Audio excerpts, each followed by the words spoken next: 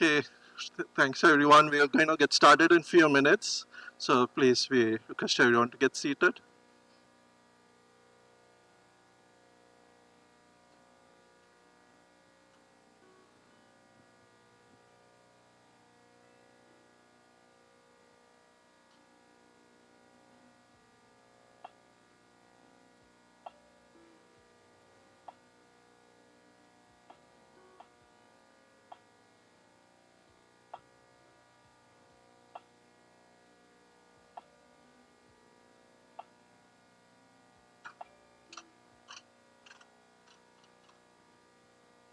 Welcome everyone.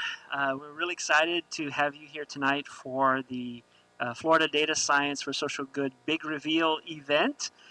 This is the event where we showcase the projects that we've been working on, our interns have been working on over the 12-week summer internship program.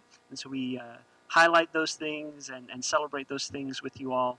And I know many of you have been supportive of this program and supporting us in many different ways. So we just really appreciate everyone being here tonight. My name is Dan Richard.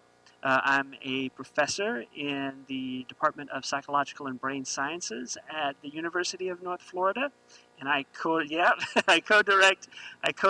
the Data Science for Social Good program with my colleague, Dr. Karthik Mapthi, and I'm going to turn things over to him so you can learn more about the program.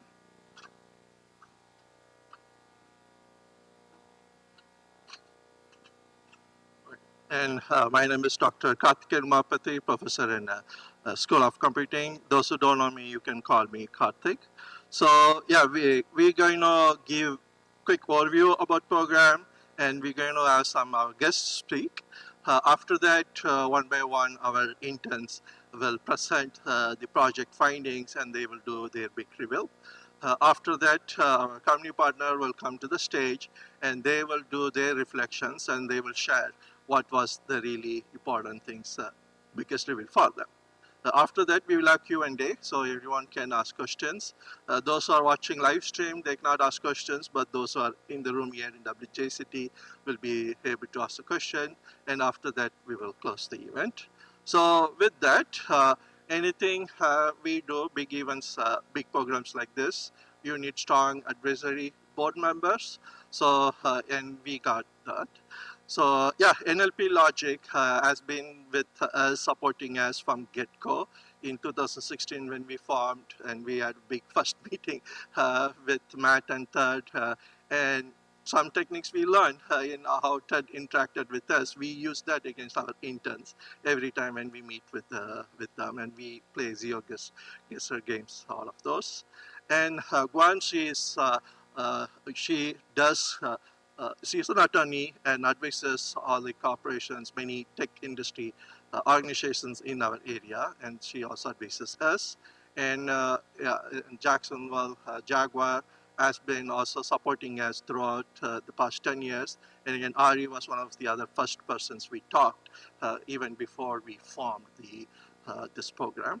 So again, Ari has been with us for 10 years, and always Victor and others mentor our interns and support us throughout this program. And Mike was with PGA until end of June.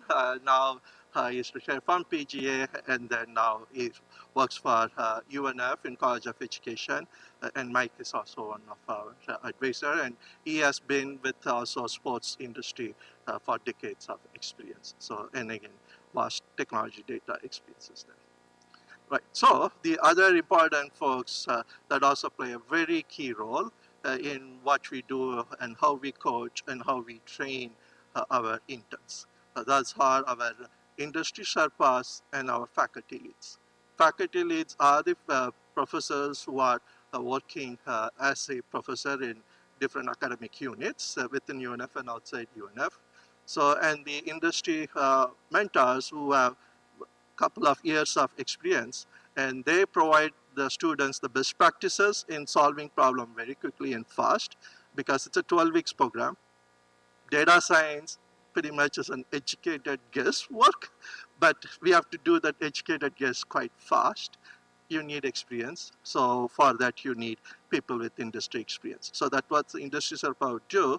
And at the same time, we have to bridge the domain knowledge gap too, right? Each problem is different. And as a computing person, I don't know about tax exemptions. Dan, psychology, he does not know about tax exemptions, right? So we need those subject domain expertise, and that's where our faculty mentors come in.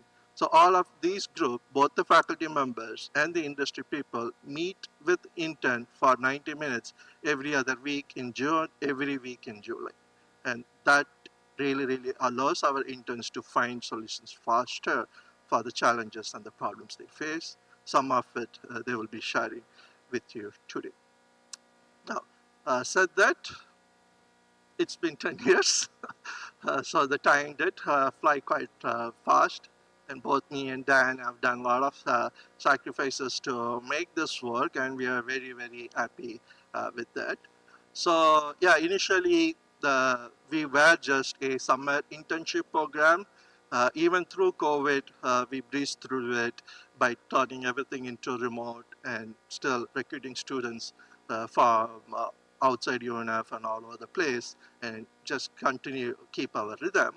But then after the COVID, we came back in person, and due to more funding was there for nonprofits, and lot more problems were there, challenges were there, and lot more need to do data-driven work was there. So we were getting a lot of calls, and we had to turn many of them down too, because we just couldn't do so many just in summer. So we have to start turning into more fall, spring work and use more of the classroom resources to do it. But then slowly that also capacity reached, then we started charging more nonprofits to do so, because we had to pay stipend for students to make them work outside, and that's where we are in. And we have still reached that capacity too.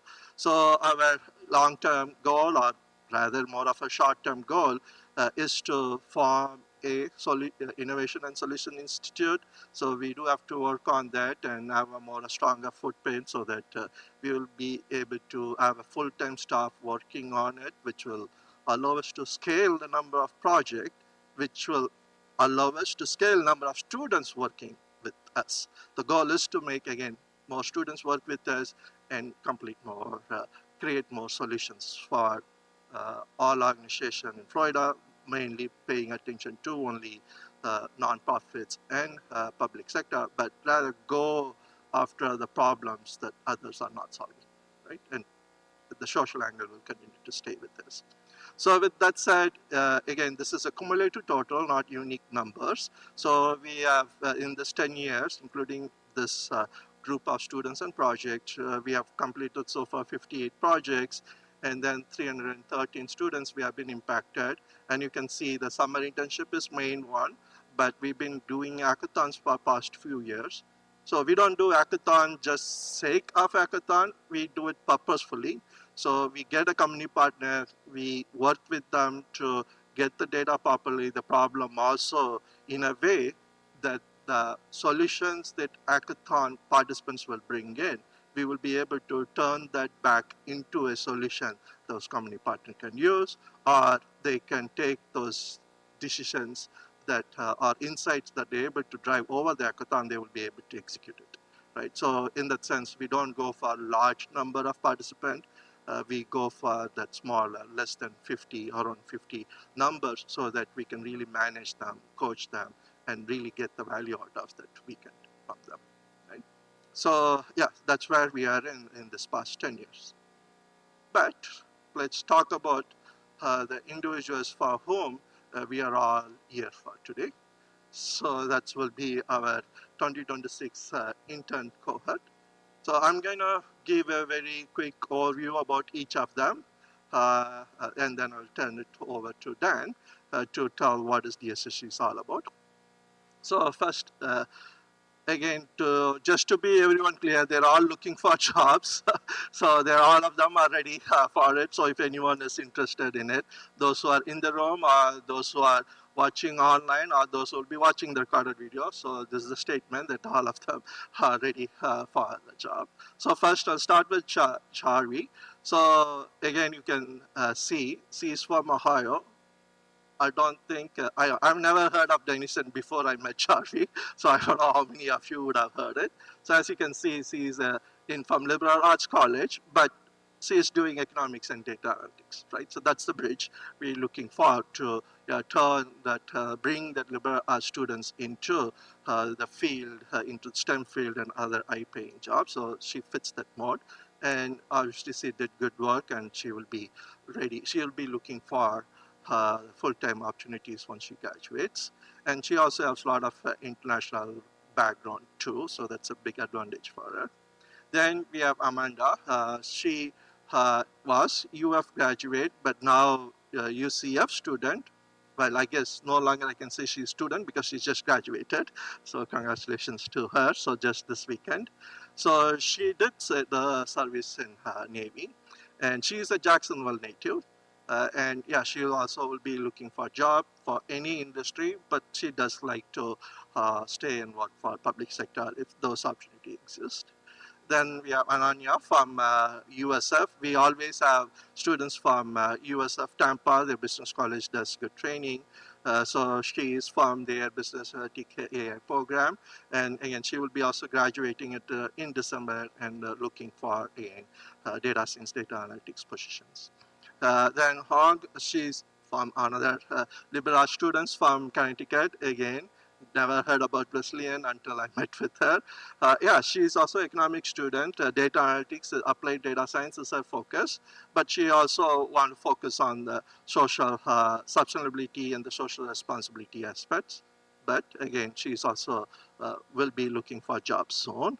And we have Brent, who's UNF graduate student, psychologist student, right? He is doing thesis on terrorism messaging, deception, those kind of topics. He will be defending soon and will be graduating soon. And we have Zaka Misa from USF, and you can see data science and psychology minor. Again, those kind of the students we really go after, and those are the kind of students we also want to create.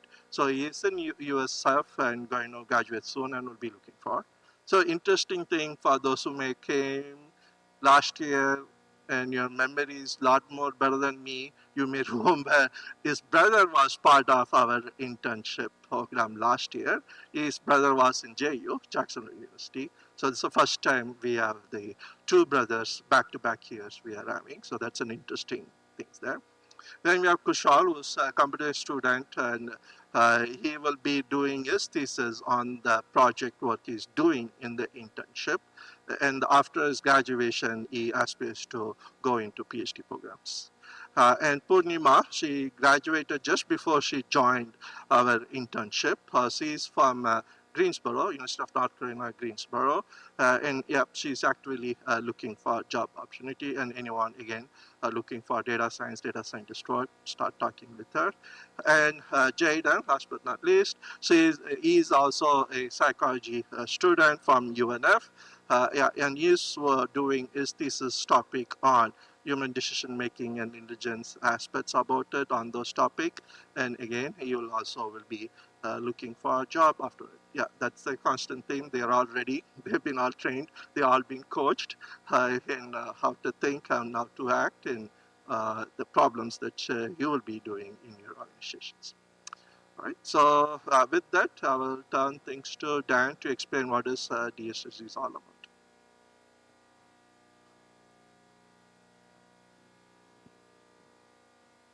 So I'll just give you a quick overview about what is DSSG and what are the types of things that we do, how do we do it, and then I'll invite our guest speakers to address you this evening. So as Karthik mentioned, Florida Data Science for Social Good, we've been doing this for 10 years, and our goal and our mission is to connect the data science work, with which many of you are familiar with, which is finding solutions using data, driving that data-driven decision-making, but then bringing that to our nonprofit and social good organizations, those organizations wanting to do good in the community, and bringing those capacities to them and really increasing their capacity to do good, to make data-driven decisions and to do good. So we're not doing the social good work. we're building the capacity of those organizations to do social good work, right? And at the same time, we're training emerging data scientists, people interested in data science and AI, and getting them trained up to be socially conscious data scientists so that they have not only an awareness of complex issues, complex problems, how to solve them, how to approach them, how to work with complex data, but also to have that connection to the community and say, hey, we can be a social trustee of the knowledge that they have gained. They're sharing that back with their community alongside with them. So that's our motto, is that we are social trustees of knowledge. Karthik has mentioned, yes, the summer internship is our main program. It's a 12-week program. Students are intensely focusing on a particular project, but we also do those longer-term projects over the fall and spring, working with organizations that maybe their project doesn't scope to fit a 12-week summer program, then we'll do something a little bit longer in the fall and spring. And he also mentioned we do these hackathons. We do hackathons for college students in the fall, and in the spring we do a hackathon for high school and middle school students as well. So we get them activated, get them interested in a community-based project, and they try to work in those solutions over about a 48-hour period, try to develop something really innovate and bring those solutions to our community partners. We also do have a podcast called Hidden Dimensions, so if you haven't checked it out, I encourage you to look into it. So for the summer internship, as I mentioned, it's a 12-week program. We start by identifying, working with a nonprofit organization, identifying what are the key issues that they're having, what is it that they're really, where's that bottleneck point for them when it comes to solutions and data and technology.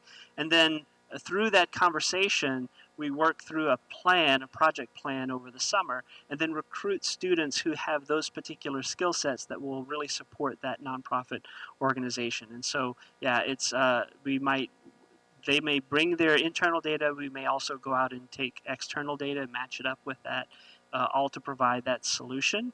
The students are doing these analyses and building these platforms and solutions for the nonprofit. And again, the goal is to support that nonprofit's data-driven decision making so that they can make good decisions with their data and with external data.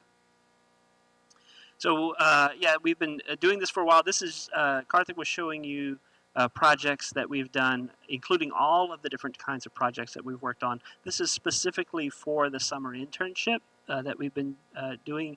As you can see, that we've worked with lots of students in different disciplines. It's one of the signatures of our program that we take an interdisciplinary approach. So students work in different disciplines, different backgrounds, and bring that strength into the team.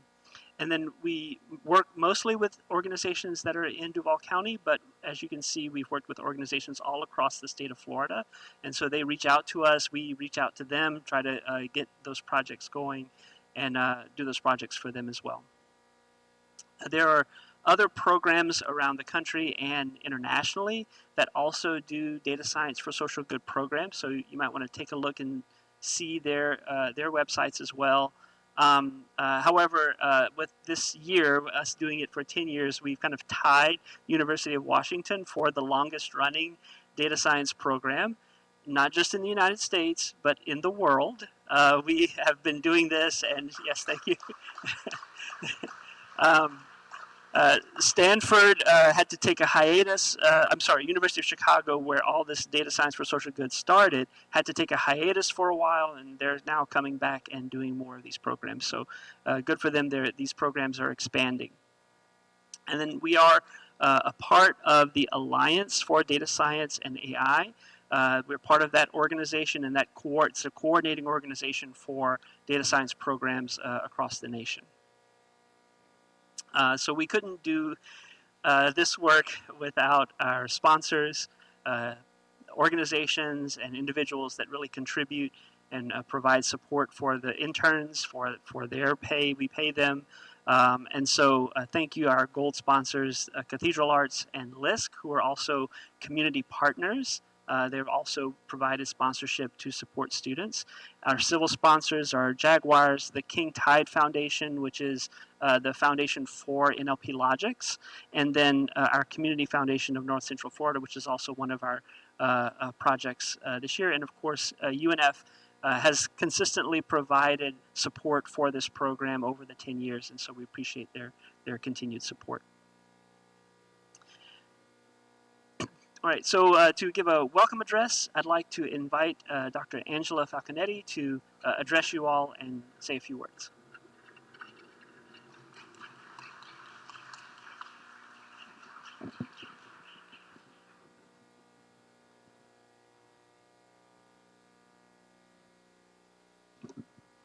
Thank you so much. No, who needs a lectern?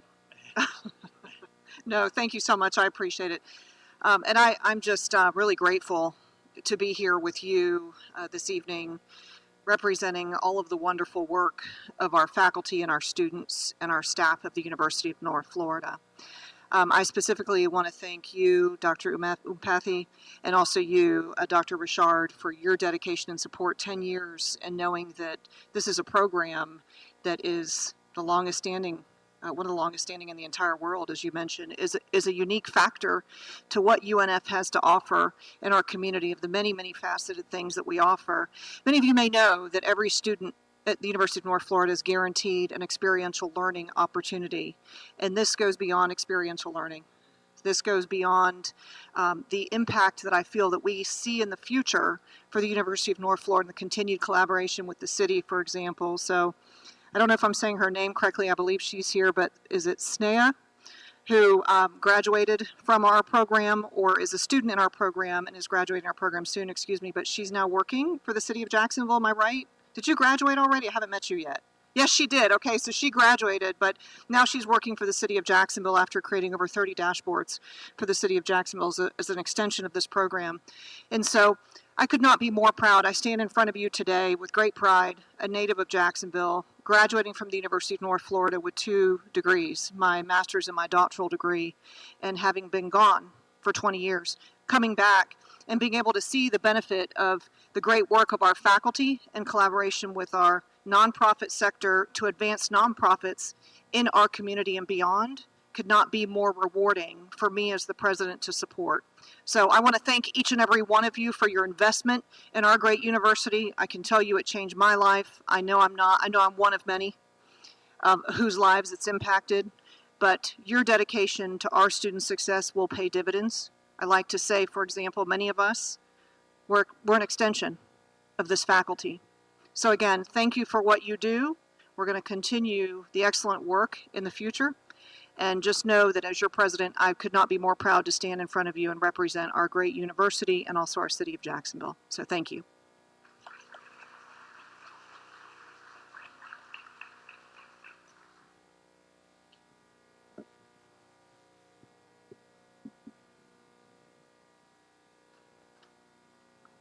So next I'd like to invite Callan Brown, who is the Chief Executive Officer at the Nonprofit Center of Northeast Florida. The Nonprofit Center of Northeast Florida was the seeding organization that partnered with us all those 10 years ago to help us kick us started, and so we really appreciate them being here tonight. All right, hey everyone. So as Dan said, I'm Callan, I'm with the Nonprofit Center, and I just have to say first a huge thank you to Kartik and Dan for inviting me to say a few words. This program has been so extremely crucial to the nonprofit sector in Northeast Florida. When I think about the inception of this program 10 years ago with Rena Coughlin, just really championing the importance and the value of data for the nonprofit sector, we're talking about problems where nonprofits have so much internal knowledge and expertise of a social program, but their data is spread throughout so many different spreadsheets. They have so much institutional knowledge that lives within inside a single staff person, and what they don't have is the connection to technical expertise to be able to say, you know, I know the value of our data, I know the problems that we have to solve in this community, but I don't know the best way to tell that story, the best way to organize that data. And thankfully for FL-DSSG, we're able to solve that issue for a handful of projects each year. which is so, so critical. I mean, I've seen amazing things come out year after year from these nonprofits that spend 12 weeks, or they get an internship, or they're connected in other ways through community indicators platforms, etc. And they're saying, wow, now I really understand what my nonprofit is able to do and how we're able to capitalize and direct the resources that we need to direct to specific pockets of our community, to really understand where the needs are biggest and understand how to utilize this story to bring on additional support from our community. So I think it's an incredibly valuable program. I think, this is something that we want to continue to grow, and I'm just so thankful for the interns, for the partnerships, for the sponsors, the nonprofits, everyone that's here today. You're what is helping to make our communities more vibrant and stronger, and really to drive decisions based on data and fact, and where can we come together to solve these problems together. So thank you again to Dan and Kartik. And my last thing would be, if you know of a nonprofit, if you want to get involved, if you want to get involved with UNF, with DSSG, please do. We need your expertise. We need your tools. We need people that know how to responsibly utilize data and technology so that our communities, again, can work on these issues and make sure that we're not making mistakes along the way, because it's about our brand. It's about the way we talk about these things, so our community members really understand the work that has to be done. So thank you, Dan. Thank you, Kartik.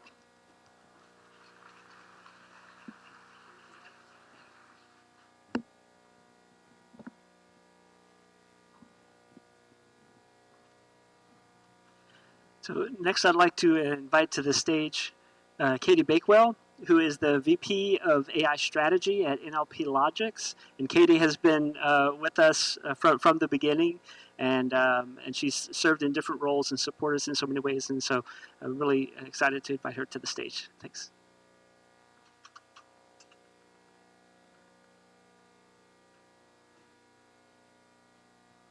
Oh. I'm Katie Bakewell, and I am still standing. So I can't think of a program that is more tailor-made for me to love.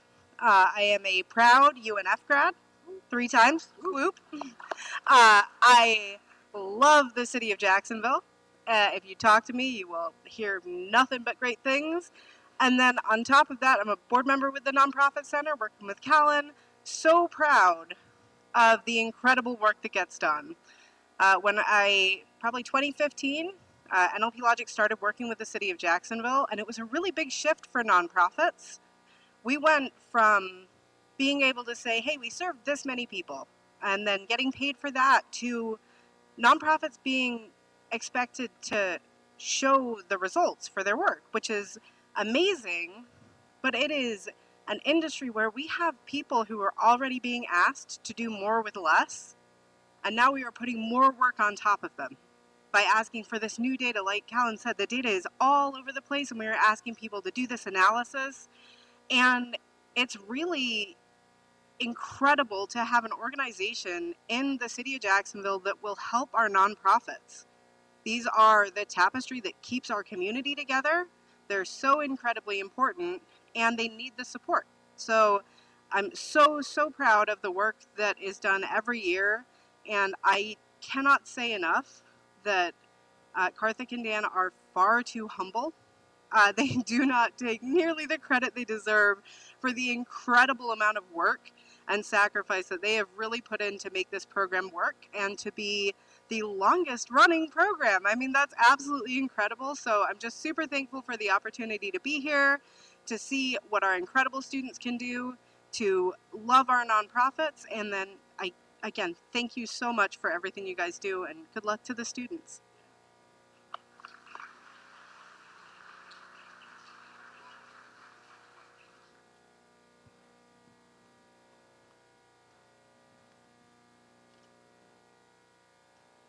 And now I'd like to invite Dr. Parvez Ahmed up to the stage to provide an invited talk. He's the Chief of Analytics in the Mayor's Office in the City of Jacksonville.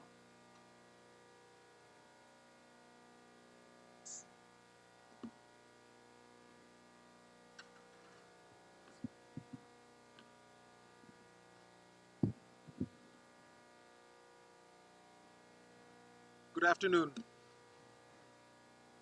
It's really wonderful to be back.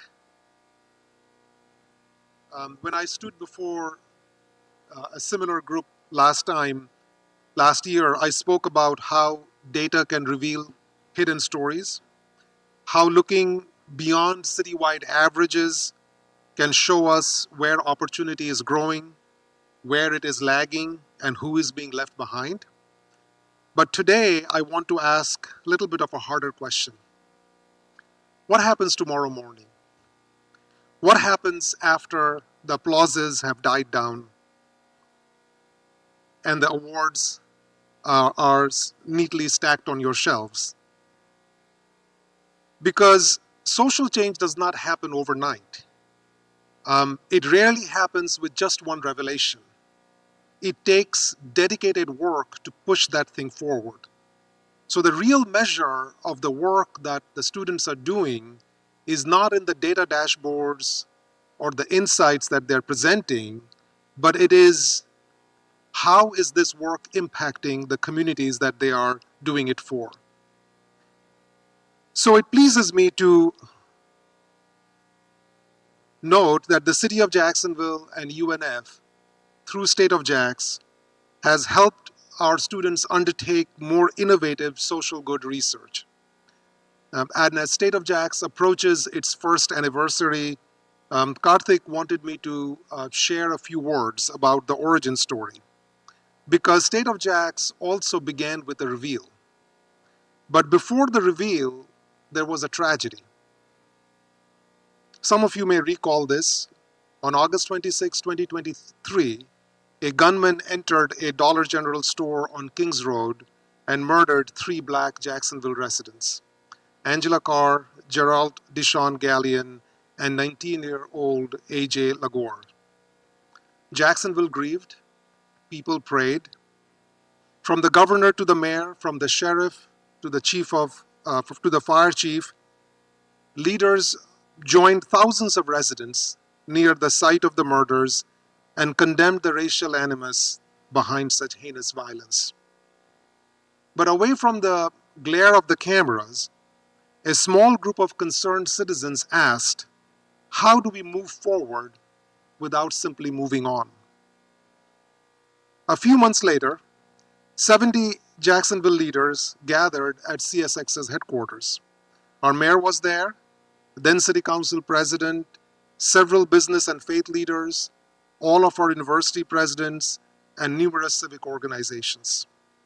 The gathering launched the Jacksonville Transformation Coalition, which I've had the privilege of being one of the founding co-chairs.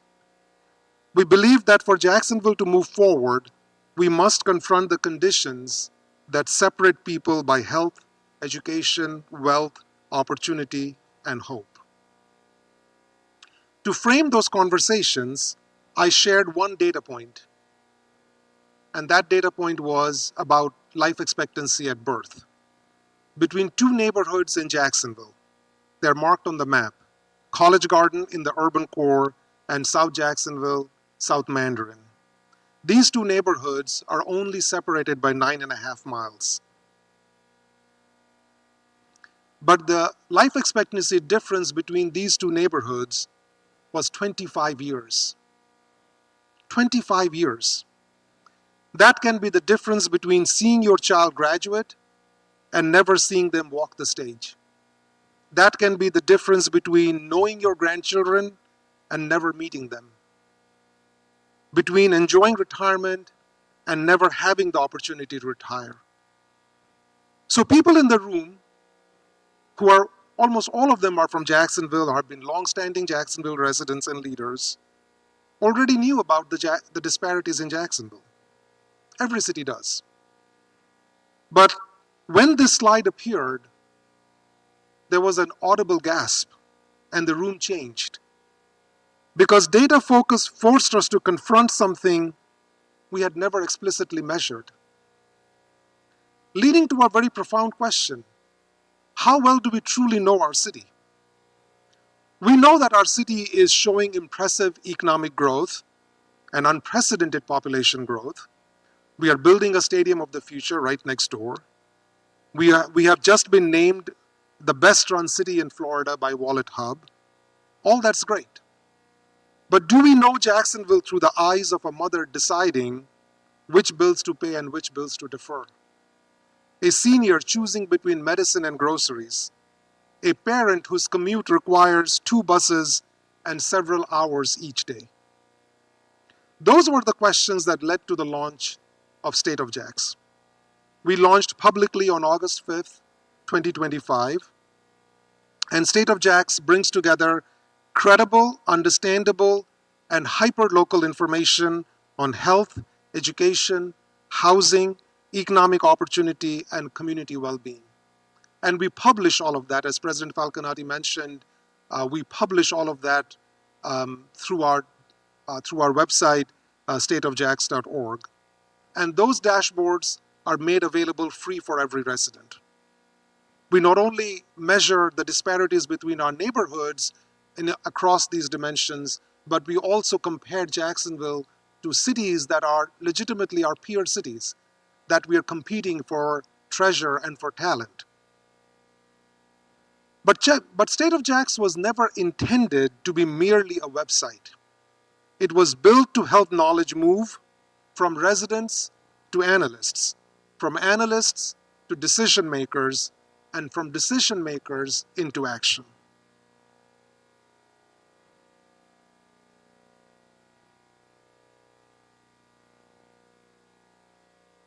The first year, we have been consumed asking the question, what does the data show about our city? And how well do we compete or not compete with other cities? But in the second year, we are transitioning to what are we prepared to do with this data? What are the actions that we are trying to catalyze with this data? Which then brings me to the work that our students have been doing. And I say our students because I'm still a faculty member at UNF, on leave working for the Office of the Mayor, but UNF is still my home. For 12 weeks, our students have studied difficult social problems.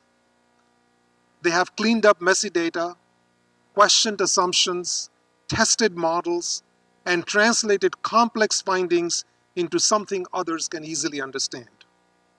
And today, they will show us what they have discovered. But tomorrow morning, this work will leave their hands. A community partner will have to decide whether to use this information and use their findings. A funder will have to wrestle with what areas to fund next. A program manager will have to wrestle with changing strategy. Those are the important questions to ask because a model that merely predicts hardship but provides no assistance is not social good. While as students you cannot control every decision that follows, you should rest assured that your work has made action more likely. So nearly 3 years ago, one number helped Jacksonville realize we did not know our city as well as we thought. That number became a question. That question became a coalition. That coalition led us to State of Jax, which is inspiring action from UNF all the way to United Way. So to my dear students, let today not be the final day of your project, but let it be the first day of its public life. Let every reveal produce a question, and let every question lead to better action. And let that action move Jacksonville towards a city where the neighborhood in which a child is born does not determine how long they live, how safely they live, and how fully they grow up. That is the promise of data science for social good. And that is the promise for State of Jax. And that is the work that is waiting for us tomorrow morning. And in the words of celebrated poet and civil rights activist Maya Angelou, do the best you can until you know better. And when you know better, do better. Thank you.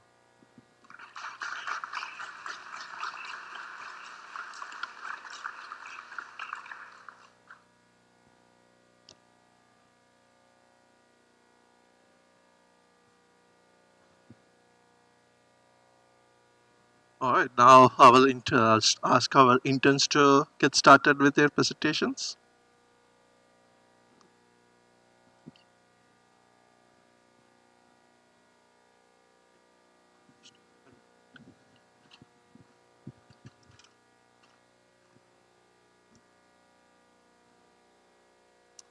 Thank you, Dr. Ahmed. Hi, my name is Zach Amisa. I'm a student at the University of Central Florida, and I'm a data science major. Let's get right into it. Our project deals heavily in the nonprofit sector. And if you've worked any time in the nonprofit sector, you know that a good story is what inspires donors to donate.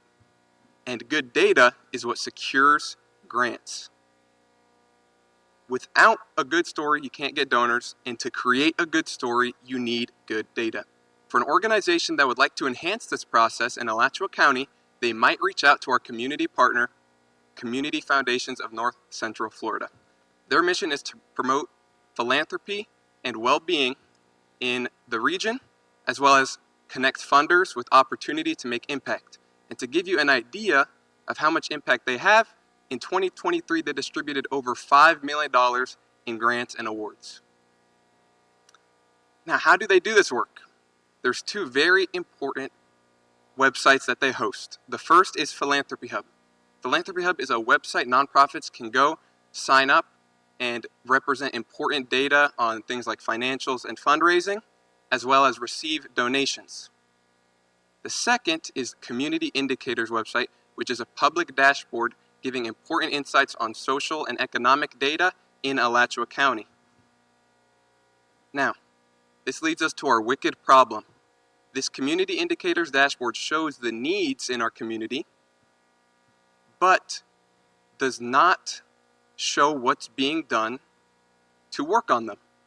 For example, the only Philanthropy Hub data being represented on the My Sidewalk dashboard is address, which is nothing compared to this vast, amazing data we have with Philanthropy Hub. This leads community leaders and funders to, it inhibits them from making data-driven, informed decisions. So that's why our project goal was to build a bridge between these data sets so that they can make those data-driven decisions. Now, to do this, we focused on three main data sources. First, Community Indicators, as previously mentioned, which has 5 categories and 30 subcategories. To get this data, we created a CSV by manually going and web scraping it.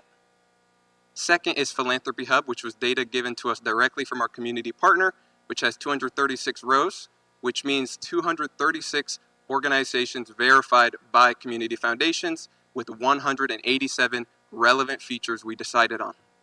And finally, as data scientists, we decided to get some external data, and that is the IRS 990 data for all of Alachua County. And this is very valuable because it expands the reach of our project outside just the Philanthropy Hub organizations, but Alachua County itself. Now, there were some challenges, and honestly, most of our work was in the data preparation process. Our first challenge was with the IRS data, 990 versus 990 easy forms. Larger organizations submit 990s, which have way more information than the 990 easies. This was difficult because we had to create a CSV with one column for all organizations, so we had to map and connect those. Second was when we first went to download this data, we went to the IRS website and were given huge zip files in XML format, which was very difficult to deal with, as for the 990 the paths were different, for the 990 easy the paths were different, and every single variable name was different. So we actually ended up pivoting sources from the IRS website to Giving Tuesday, which conveniently had the 990 data in CSV format. And still, despite that, the data was so large, to extract it, we had to use chunking methods. And finally, if there's one thing I learned from this project, it's that real-world data is messy. The Philanthropy Hub data had many things like missing identification numbers and other variables. And to solve this, we had to manually go and search and verify the data and add it, as well as creating CSVs for any weirdly formatted data. But the biggest challenge of all, without a doubt, was connecting the causes between the three data sets. For example, Philanthropy Hub gives 23 GiveGab causes options to the nonprofits they can select. The Community Indicators website has 5 main categories with 30 subcategories, and the IRS has 604 NTEE codes, which are identification codes for their initiatives. What was our solution? Connect them using AI. Leveraging the large language model Claude, we were able to connect the 990 NTEE codes with the Philanthropy Hub and the Community Indicators, and went in and verified it manually to ensure maximum accuracy, making changes where needed. I now want to welcome Ornima to the stage. Thank you.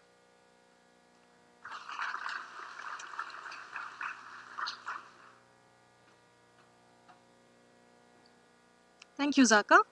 Good evening, Jacksonville. And my name is Purnima Patil, and I'm a recent graduate from UNC Greensboro. So, I would like to present about our findings and also like some of the key takeaways from our project. So, when we first started working with Community Foundation, we thought the biggest challenge would be analyzing this data, but it wasn't. Our biggest challenge was connecting these data sources or to make them talk to each other. Each of these data sets denoted something important. Like for community indicators, they were talking about like what are the community's needs. Philanthropy of data set were talking about like what the cause or what is the or what the nonprofits care about. And the IRS data talk about the financial performance. But none of this data set none of this data talk with each other. So our goal was to connect this data set and bridge this or bridge a gap. To do that, what we did was, from the Philanthropy Hub, we took the GiveGap causes and we connected it to the community indicators through our AI matching. And also, we had like a EIN number from Philanthropy Hub. EIN is nothing but a unique tax identifier that we took, and we connected that to our IRS information. Once we were able to form this link, we were then able to form our connected data platform. Now that we have established this connected data platform, I would now like to show about the visualizations or the insights that we found. One of the first questions that we wanted to ask is, who is actually serving Alachua County? And to do that, what we did, we wanted to understand where these nonprofits are located. So if we click on the Alachua County, we are now able to see the organizations which are in Alachua. And if we try to click outside Alachua County, we'll be able to see the organizations which are outside Alachua. But location is just part of the story. We also wanted to understand what these organizations are serving, what are their initiatives. And on the right hand side, we can see this horizontal bar chart which tells us that education, youth, and health and wellness have like the most number of nonprofits. And so basically, like this visualization is not only talking about like the list of causes or like just the location on the map. It is also giving us an information like where the cause is actually happening within the region. It's not only like talking, or we can also like get information like where it is missing. The next thing that we wanted to understand was how these organizations are funded and whether that funding is sustainable. To do that, we categorize these organizations based on their sizes.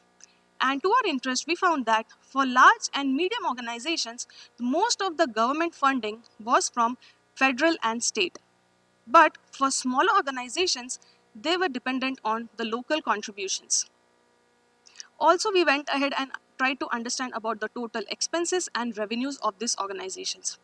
And as we can see, for the year 2020, because of the pandemic, they had affected the most. Okay, so the next thing the next visualization that we tried was, do nonprofits have the capacity to meet community needs? So to achieve that, as we can see, we have like around 236 organizations in Philanthropy Hub with over 8,633 of workforce and over more than 50K of volunteers.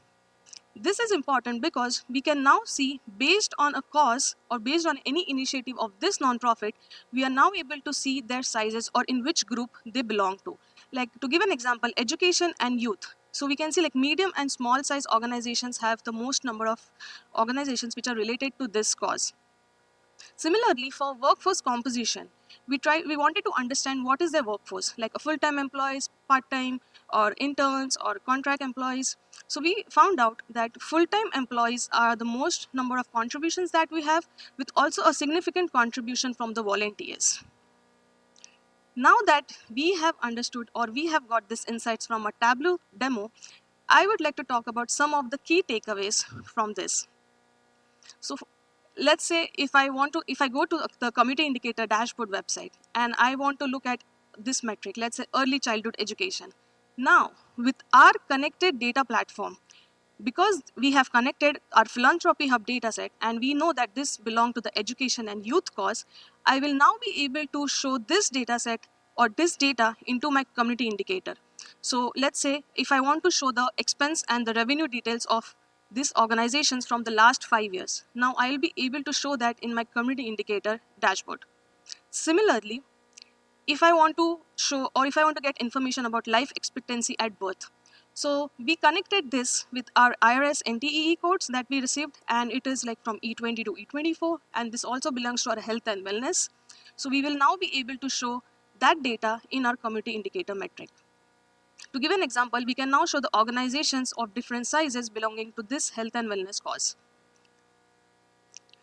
Having said that, to summarize, these connected data platform that we have built now, the Community Foundation will now be able to show these key metrics like organization size, workforce composition, or the geographical distributions in our community indicator metrics. And this will also help the philanthropist and the other community needs. We will now be able to bridge that gap between these two. This will also help the funders, nonprofits, and the community foundation to make data-driven decisions based on the insights that we have built. To sum up, this is where like the story, the data, and the on-ground realities come together to make an impact in our community. Thank you. I would now like to invite Jayden for our next presentation.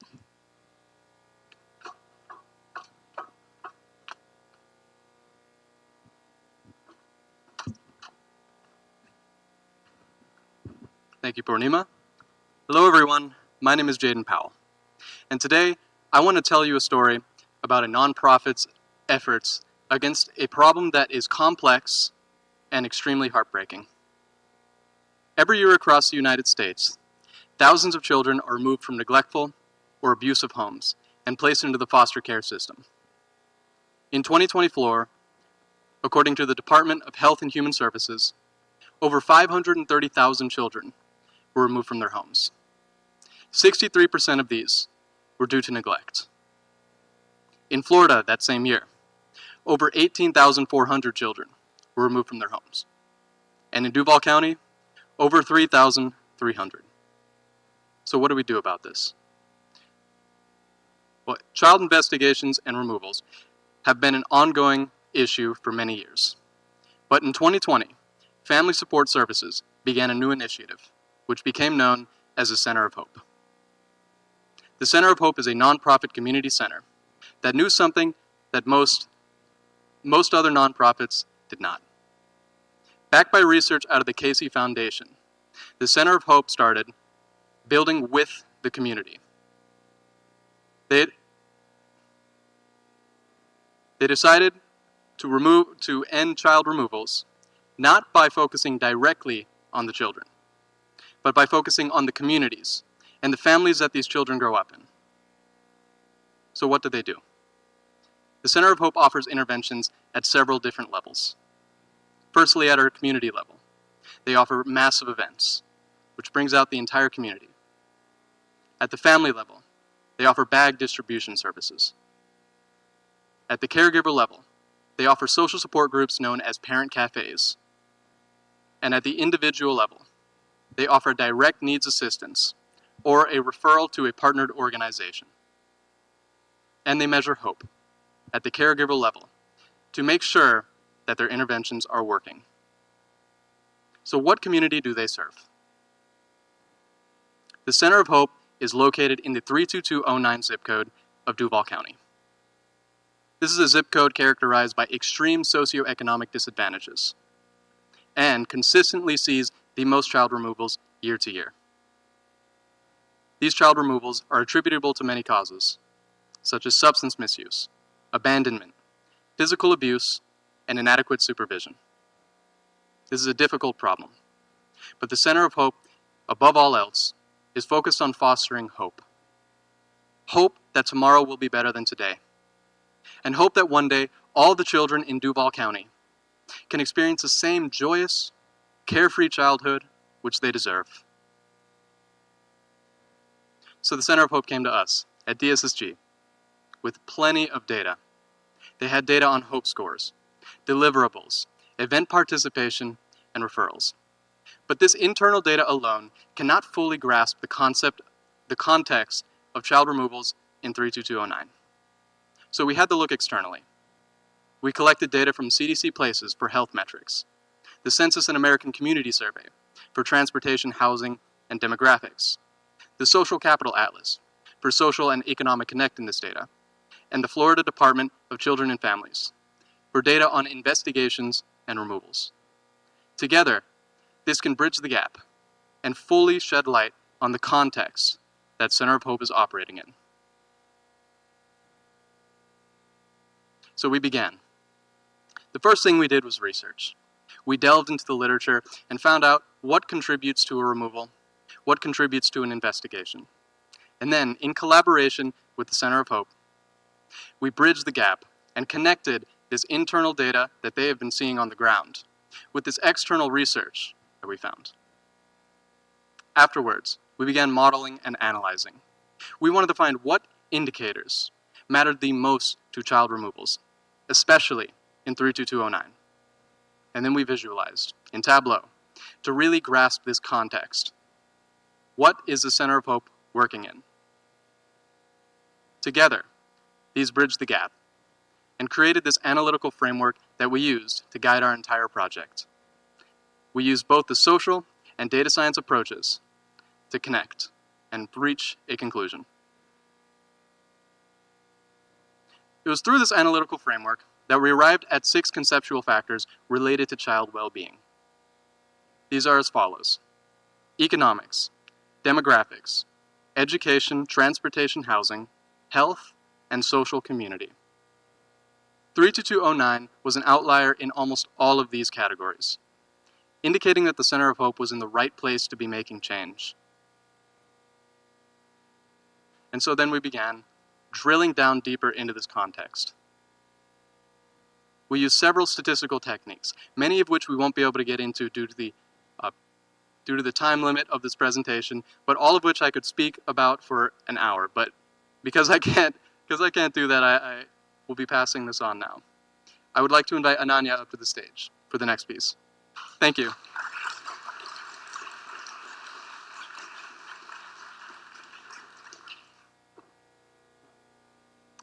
Good evening, Jacksonville. I'm Ananya, and let's talk about the insights that we've uncovered in this project. Of all the analyses that we did, I'd like to share the most insightful one that was about economic connectedness and child removals. As we can see in this chart, there is a significant negative relationship between economic connectedness and child removal rates, suggesting that areas with low economic connectedness tend to face higher child removal rates. ZIP 32209 lies in the lower right side of the chart, indicating that it is less economically connected and experiences high child removal rates.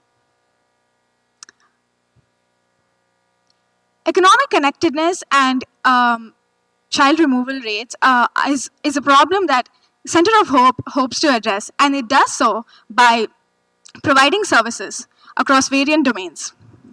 This is a chart regarding the services provided by Center of Hope from January of 2024 to June of 2028. Clothing and hygiene has been one of the largest services provided by the Center of Hope, indicating that practical needs are greatly accessed. Economic self-sufficiency is another such service that has been greatly provided by the center, indicating that there is a need for employment, economic stability, and long-term support. Now let's see the next question, which is, how has these services changed into measurable impact? This has been done through the HOPE scores and the HOPE surveys that was conducted during the Parent Cafe programs. There was a 10% significant increase in HOPE scores from baseline. The matched participants were 60, with a pre and post HOPE score being 49 and 54% respectively.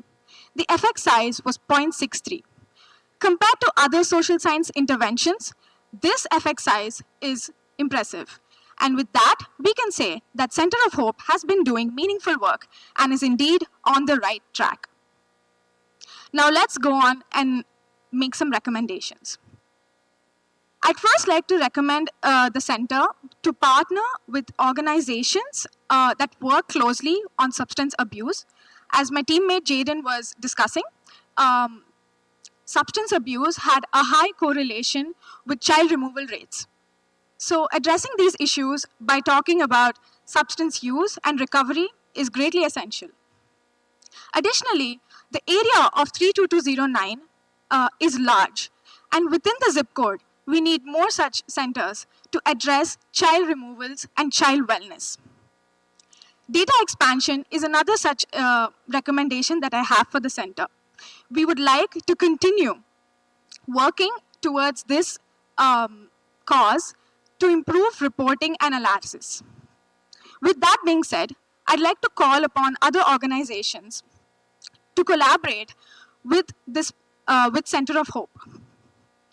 Every child deserves a safe, secure, and supportive environment. Let's make family strengthening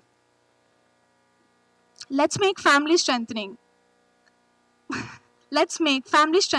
approach and not the wicked problem. Thank you.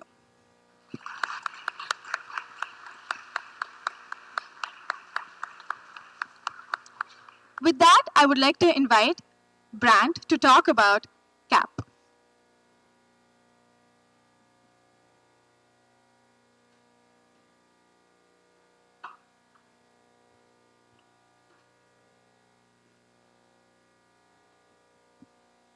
Thank you, Ananya, and thank you, Center of Hope. Hi, everybody. My name is Brant, and tonight I have the pleasure of talking about our partnership with Cathedral Arts Project, and how over the course of the summer, they tasked us with understanding the positive impacts of the arts on the children of military families. But to begin this story, we need to take a step back. This is Jacksonville, our home, known for being the largest city in America by land area, known for its sprawling beaches, and known, of course, for that one character from the Good Place TV show. But one thing many people forget about Jacksonville is it's actually one of the most prominent military hubs in America. Between Naval Station Mayport and Naval Air Station Jacksonville, it's actually estimated that every 1 in 5 people here has a direct connection to the military, whether that be prior service, working for them as a civilian contractor, or simply by having an immediate family member previously in the service. So while military families are a key component of Jacksonville's identity, individual military families often move around, staying here for only a few years before being reassigned elsewhere. This cycle of relocations can be quite difficult for these families, but even more so for their children. Which brings us to our wicked problem. As military families face a difficult cycle of relocations, their children face unique challenges in creating friendships and building a stable sense of belonging. To put this into perspective, the children of an active military family will, on average, relocate every 2 to 3 years, and will attend between 6 and 9 different schools during their K-12 education. To make things more stressful for them, they'll often be separated from one of their parents for periods in excess of 6 months at a time due to an active deployment. These problems can come together to make it feel like these kids are just jumping from one temporary stop to another, never truly forming that critical sense of community that they need. Now, while it's true, no one organization can completely eliminate the challenges associated with the military lifestyle, one organization is trying to make Jacksonville feel less like a temporary stop and more like a home to these kids.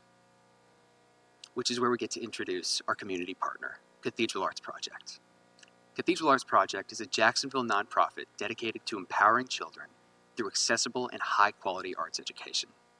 Through its myriad community and in-school programs, it wants to give every child the opportunity to create, collaborate, and build lifelong connections.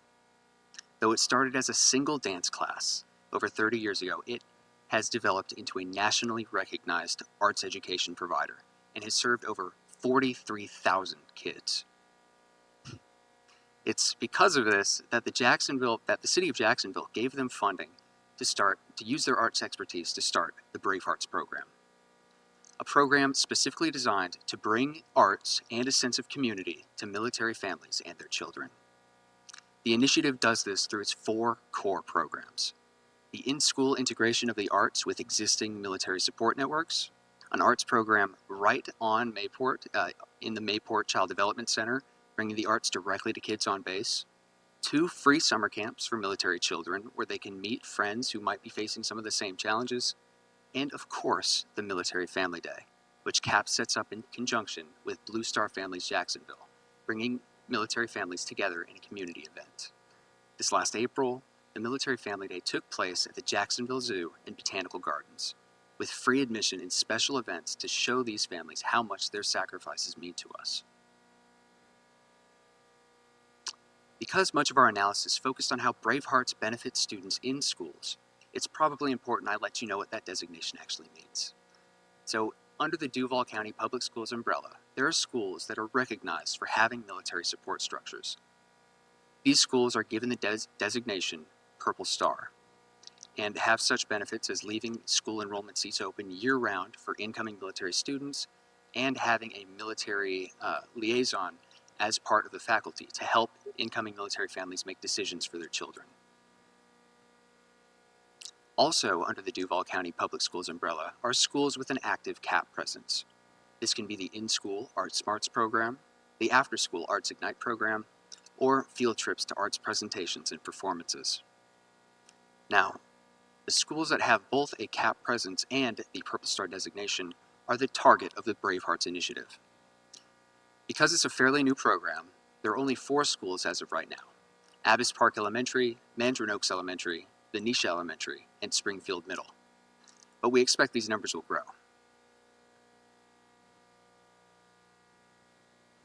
So, with our wicked problem and all of the context surrounding it established, how can we paint a picture of CAP's impact and show that Brave Hearts is making a real difference? Well, we approach the problem from 2 directions.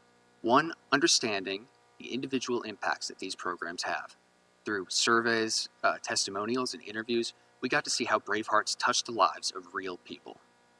And secondly, if Brave Hearts has the positive effect we believe it does, then we should be able to see that in trends across and between schools at the county level. So to integrate these 2 perspectives into one cohesive story of how Brave Hearts helps children, we needed to overcome 3 data science hurdles. The first, identifying the best indicators of Brave Hearts' value to students and families. Second, comparing CAP and non-CAP students to highlight the benefit that arts education can have. And finally, demonstrating that Brave Hearts creates that all-important sense of belonging that is critical to these children. To continue this story and go over our analysis, I would like to invite my teammate Amanda to the stage. Thank you all for your attention.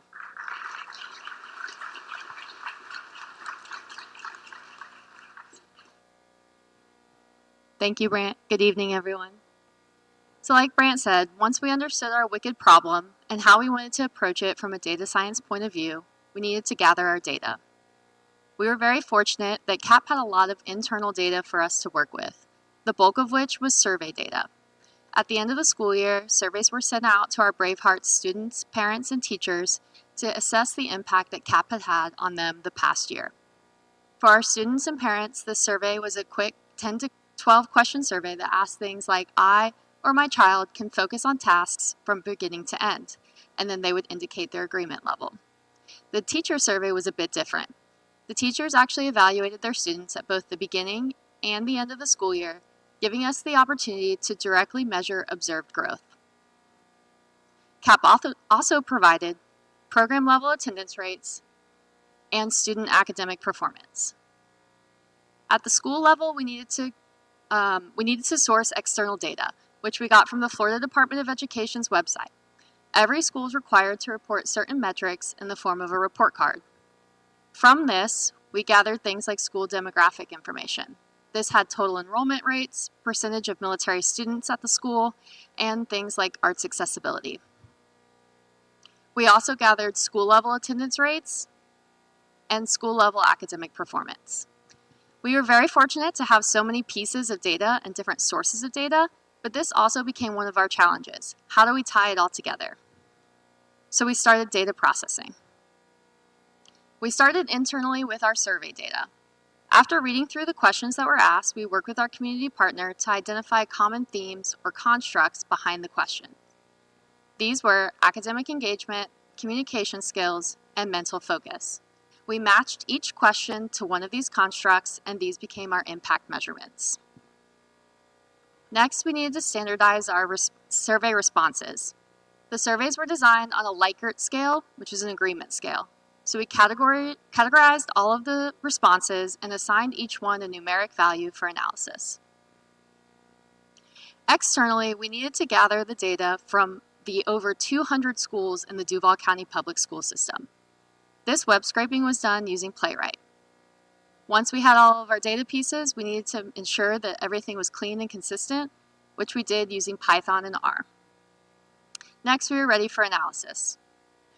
For our survey outcomes, we largely saw positive results across all three of our constructs: academic engagement, communication skills, and mental focus.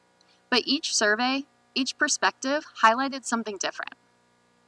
For our teachers that were able to assess their students at both the beginning and the end of the school year, we saw a 51% gain in academic engagement. For our Brave Hearts parents, 62% reported improvement in their child's communication skills. And the students themselves, 74% reported an improvement in their mental focus. Externally, we took a look at academic performance. This is based on the state of Florida's standardized testing in both English language arts and math. These tests are issued at 3 points in the school year, beginning, middle, and end. For our analysis, we considered the end of school year score, or PM3, as this is what's used to assess a student's progress and promotion to the next grade. The tests are graded on a scale of 1 to 5, where 3 is grade level performance.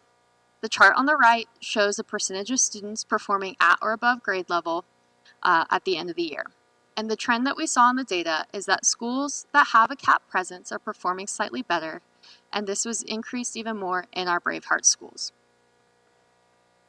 Similarly, we took a look at school attendance rates. And again, we saw a similar trend, that where there's a CAP presence, we're seeing slightly higher attendance in school, and even more so in our Brave Hearts schools. But if you look closely at these numbers, you might be thinking 2.6% is not a big difference.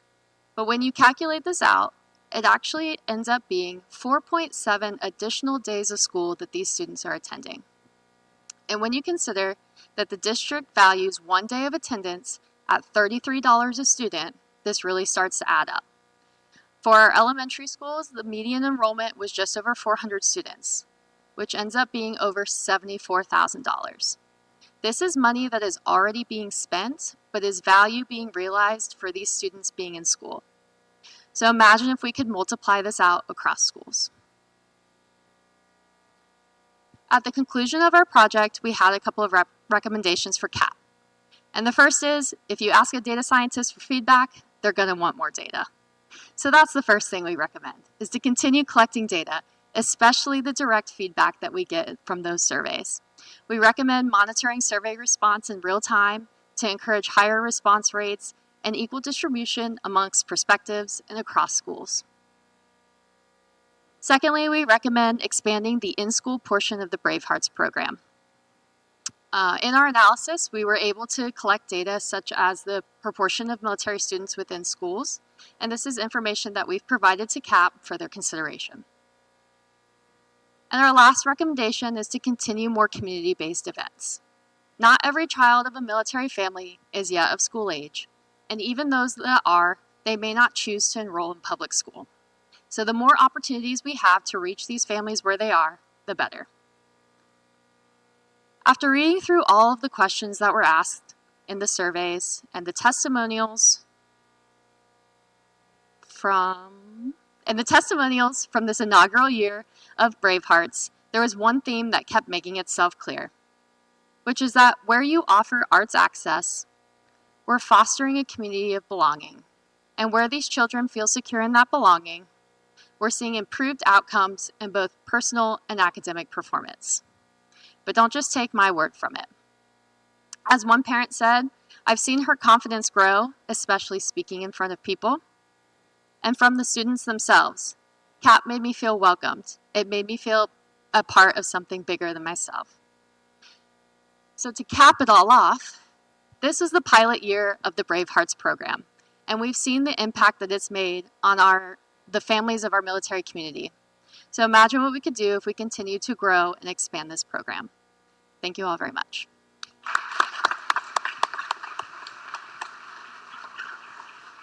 And next, I'd like to welcome Charvi to the stage.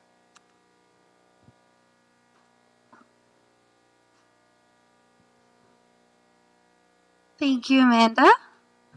And good evening, Jacksonville. My name is Charvi Benual, and I'm pleased to welcome you to the last project of the night.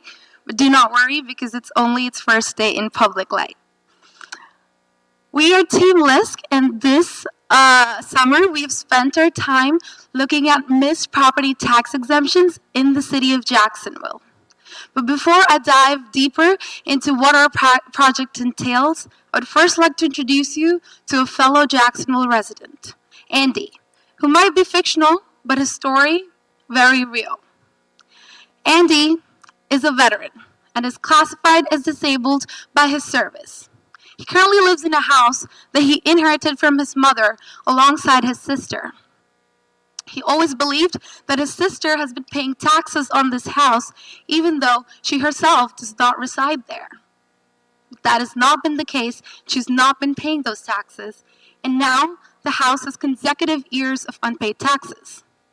Since Andy has been unaware of the situation, he is in huge risk of losing his title, as the title is set to go up for auction very soon. Who is going to help Andy and many others who risk losing their family homes and communities to fractures like this in the system? Local Initiative Support Corporation, or LISC for short, is a nationally recognized nonprofit that has helped millions across America. Their mission is simple. They work with residents and partners to forge a resilient and inclusive community of opportunity. By the numbers, LISC is present in more than 40 states and has invested more than $38 billion since their starting in 1979, and in terms of housing alone, have built and preserved more than 500,000 homes. And they have achieved this milestone by focusing on some core foundational key areas. And LISC Jacksonville specifically focuses on two main key areas. Those are housing access and wealth equity. These two key areas have also been the main drivers of our wicked problem this summer. What is this wicked problem, you ask? Well, let's take a look. Starting at the very bottom, we all live in a layered tax system, where owning a house and paying taxes on it has multiple layers. Not everyone is aware of all the nuances that are at play. On top of that, we do not currently have a system that can identify missed tax exemptions. And this leads to immense financial burden caused by property taxes. The biggest hit? Heirs property. Properties that are passed on generationally and are the most prone to getting stuck in probate processes and losing out on exemptions they would otherwise qualify for. At the end, we only see the tip of the iceberg: community disintegration due to property loss. So let's take a look at some of the key tax exemptions that we had to work with this summer. Coming in first is an exemption most people can qualify for simply by residing in their primary residence. This is the homestead exemption, and it can get you a reduction of up to $25,000 from your assessed value. Next, we have the homestead band-aid, and it gets stacked on top of homestead to give you another $25,000 in relief. Together, they can reduce your taxable value by up to $50,000. Senior residents who qualify can also get the senior exemption, which alone can reduce your taxable value by up to $50,000. Lastly, we looked at widower exemption. And however, even though this does not need to stack on top of homestead, it can provide a relief of up to $5,000. That being said, the biggest issue in our community is awareness. To actually enjoy that tax relief, one must apply and then qualify for these exemptions. And in order to qualify, there are certain eligibility criteria, and our work this summer was to figure that out. To figure that out, as data scientists, we need data. And so we compiled multiple data sources to paint the best picture possible. At the core foundation, we had the heirs property data set that was provided to us by LISC Jacksonville and gave us information about property owners and the property characteristics. Next, we web scraped data from the Dual County Property Appraiser's website. This was publicly available information about taxes, exemptions, their values, and types. Third, we have the tax certificate data set, which was very crucial as well and was provided to us by LISC Jacksonville. It helped us deduce which properties were at real risk for the upcoming auctions. Lastly, we had the census block data set, which gave us crucial information that helped us figure out eligibilities using demographic data as well as geographical spatial files that then helped us map our results.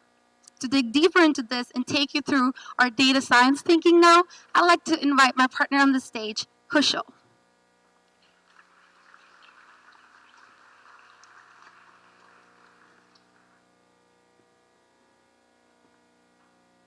Thank you, Charvi.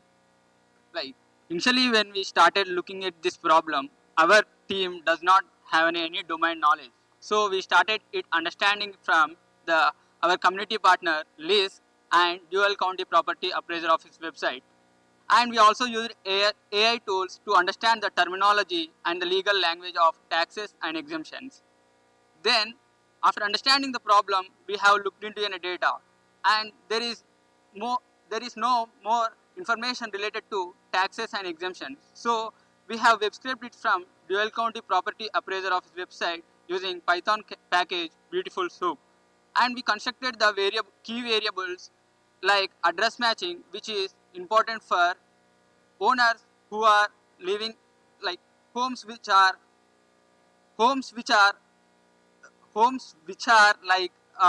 owners should have the primary residence, and there is a personal level information gap to know whether the owner is senior or not, and widow or not. For that, we have used the census summary files, which will give the neighborhood level population and housing unit summary. And then to connect these both property and the summary files, we don't have any unique ID. So we have extracted it from GeoCodio for all heirs properties using the GeoCodio. And by putting all this together, we have created the maps and done some visual analysis using Tableau. Then after collecting this all data, even we collected this all data, we cannot say whether the given property is qualified for exemption or not exactly. So we have chosen the anomaly approach, which identifies the anomalies using the machine learning models, and we are using the model results to rank the properties and neighborhoods.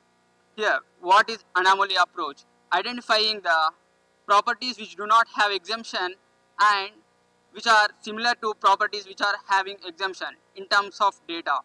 Like here we have tested the three main models. One is k-nearest neighboring and random forest and cat boost, and chosen the k-nearest neighboring because it's well distributed in future importance, and also it have used the multiple relevant features.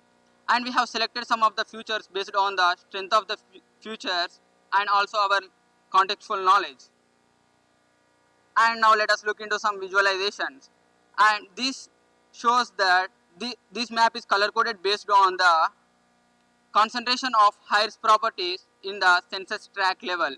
Here, the orange and maroon indicates that there are higher concentration of high-risk properties in the census tract, and the light blue and the darker blue indicates that there are lower concentration of the high-risk properties.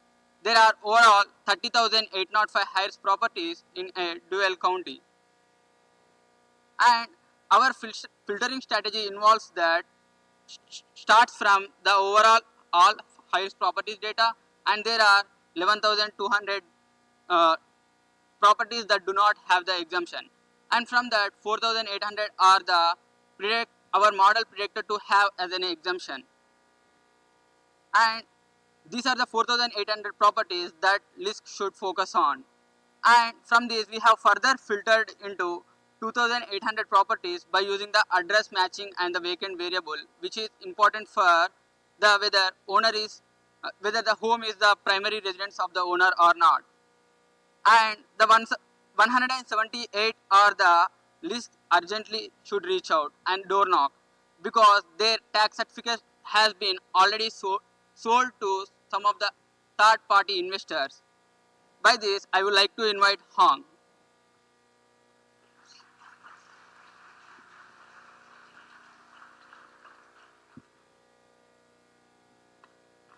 Thank you, Kushal. So now that our model has scored the individual properties for the likelihood of exemptions, how do LISC figure out where to focus geographically? Well, we start by calculating the concentration of target properties by tract, adding on two important layers: LISC domain knowledge, such as income and displacement risk, as well as concentration of target demographics like seniors and people living alone on a block level. Combining all of these, our model can rank neighborhoods for community outreach. In summary, based on our data, we are able to recommend LISC 3 specific outreach strategies. For the most urgent homes, such as risk of title loss or change in ownership, we recommend door knocking. We can provide specific details and characteristics that personalize the interaction. We also identify data gap that LISC team can clarify with the homeowners. Secondly, for mailers, we can send out mails to specific target groups that usually miss exemptions, like seniors and widows, to increase awareness among our fellow citizens. Lastly, based on areas with high geographical concentration of missed tax exemptions, LISC can conduct community events that increase awareness and education about the challenges of heirs property and the opportunities for tax reliefs. These strategies is the results of a long collaboration process that is reiterative. Throughout these past 12 weeks, we have sent multiple target lists serving as case studies to LISC, such as seniors and properties with tax certificates. LISC has taken immediate actions, sending out mailers and door knockers. They then come back to us with feedback on accuracy, on the rate of response, and the time saved, as well as adding more context about important history of neighborhoods. And we account for all of these in building our final algorithm. We were really glad to hear from a LISC representative that the high specificity of this project allowed them to advocate for more resource investments. To us, this project is really special, and we hold it close to our heart because it built on the legacy relationship between DSSG and LISC. LISC comes in with a lot of trust built from years of working on the ground with communities, and we add on the trust in data and algorithm. Our collaboration speeds up how quickly LISC can identify needs and respond to them, mainly by combining data sources to increase efficiency and providing interactive maps that align with the waves and layers approach, allowing LISC to plan future outreach timely while combining lots of priorities. This project is also a continuation from previous efforts on identifying and helping heirs property, allowing LISC to transition to a more long-term goal of protecting family wealth. The most important lesson that we've learned this summer, and I'm sure many nonprofits can relate, is that trust times speed equals impact. The impact that we are talking about here is multi-layered. LISC works with families to preserve homes and keeping generations under one roof. And when you have strong, stable families, you have strong, rooted community. We specifically focus on preserving vulnerable historical neighborhoods at the heart of Jacksonville. And on a state level, we are talking about systemic changes. This coming November, there will be a vote on whether the current tax exemption rules will change. And this will impact thousands and thousands of homes. So it is time that LISC, as well as all of us, pay attention to and take action on this matter to preserve wealth in the communities, but more importantly, to keep up hope and security when it comes to home ownership. Now, by this point of the story, I hope you still remember our fellow fictional Jacksonville resident, Andy. LISC has been and will continue to reach out to many homeowners like him, helping them getting together paperwork, clearing title transfer, and finally filing for the tax exemptions he deserves. This is so that every night, Andy can go to sleep in his late mother's home with a peace of mind. And that is a happy Andy with a happy ending. Thank you so much.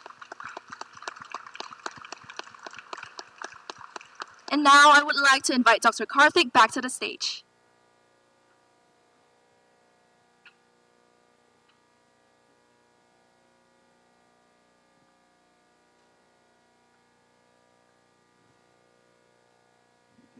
Again, we can give them one more round of applause.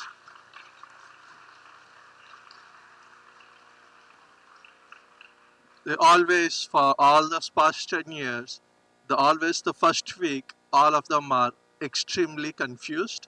So in the sense, when we form team, a computer science person working with psychologist or sociology person, so it's all mixed up like that. They all become just like, what is going on? Why did they pick us? What are they doing? Kind of thing. And then they don't know anything about the problem, anything about the domain. Their self-confidence at that point in time will be very low. And gradually, as we work and as we coach on them, their self-confidence builds up and their inner talent comes out of the way. And that's what we are seeing here right now on the stage of them taking themselves seriously, practicing it, and then performing well right now. So again, give them once more round all applause.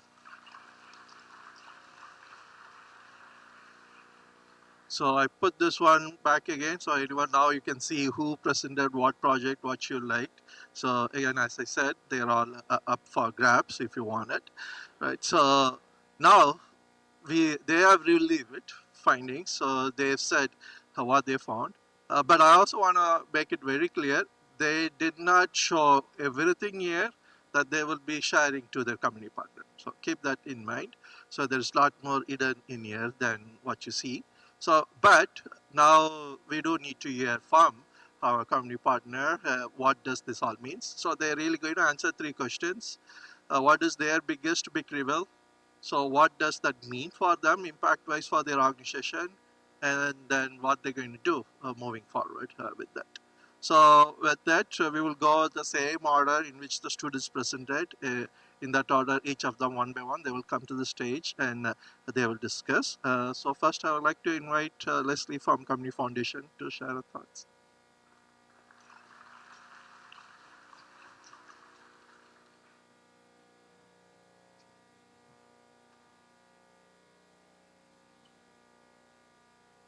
Thank you. Thank you for having us. I'm Leslie Vanis with the Community Foundation of Northcentral Florida. And so we were grateful to be a part of the program this year. Thank you for inviting us. Thank you for taking on our project. And to our students, I will miss our Monday morning calls to talk about data for an hour.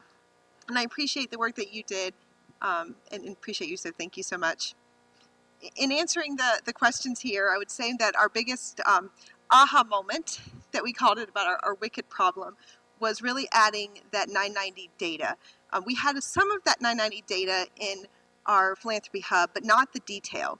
And so the importance of bringing in all the detail for Alachua County and Northcentral Florida's nonprofits will really help us see a full funding picture.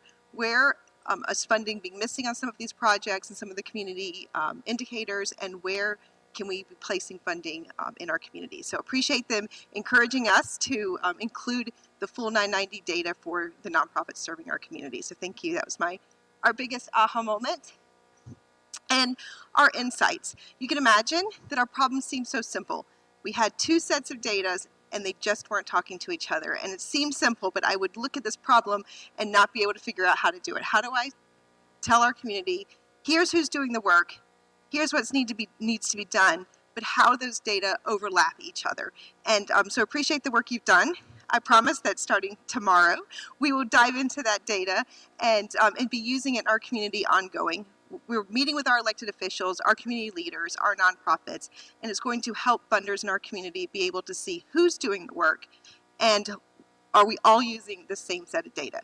At the end of the day, we can't solve our community's issues one nonprofit at a time. We have to be working together. So this data will help us show how the nonprofits can work together to solve the community issues, and we can look at that community indicator data to tell that we are making a difference and we can continue in our community. So thank you for the work that you all have done to help North Central Florida grow stronger as we work through the data and work from the same data points. Thank you.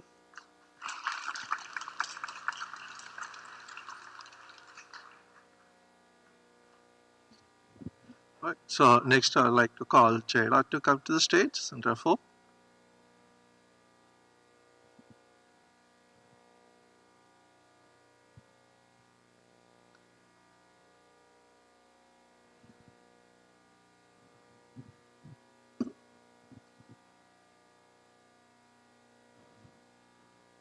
All right.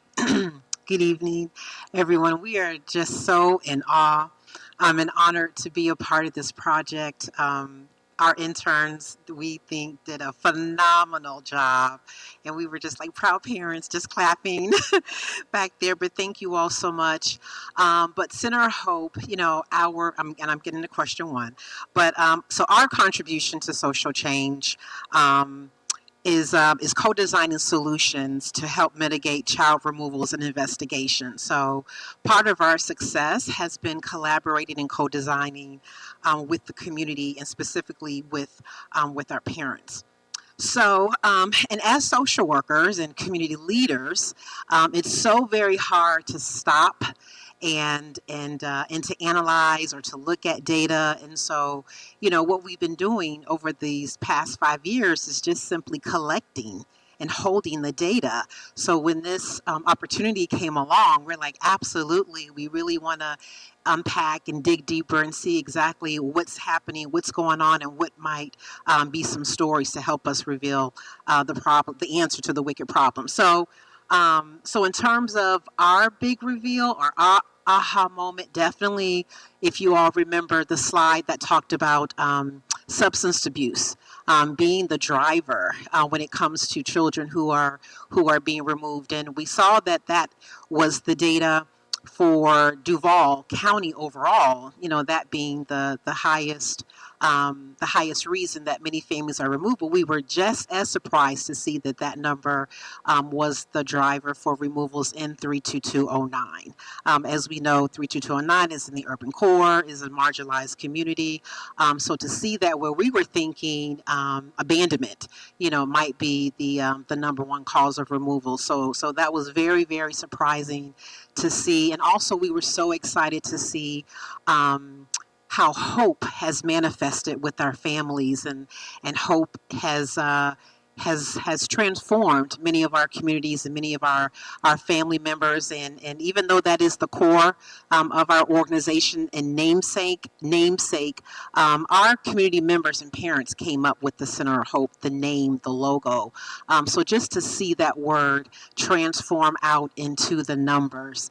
So we were so excited to see that we are truly making a difference along with our parents. What will our impact be? So very interesting for us, the way that our program is designed, as I mentioned earlier, is through community input. And so before we did and do anything, we assess and we survey the community and ask them, what do you believe the needs are as we create this family resource center? And so they told us, But one of the things that we didn't hear when we surveyed our parents 5 years ago, we didn't hear anything about substance abuse. So that was very, very shocking. So what we're going to do, and I guess this kind of leads us to question 3, is do what we know how to do best, and that is talk to the community. So we're going to take this information and share with them, because as we do everything, we want to make sure that we do it with dignity and that we're very careful, and because we want to make sure that we consider their needs first, but really bring it back to them and co-design together ways that we can possibly increase or be creative with outreach to maybe some of these substance misuse or substance abuse organizations, and see how we can partner along with them, because we want that population to be included as well in the work that we're doing at the Center of Hope. So we're so honored and so thankful and excited for what else the next steps to come. So thank you.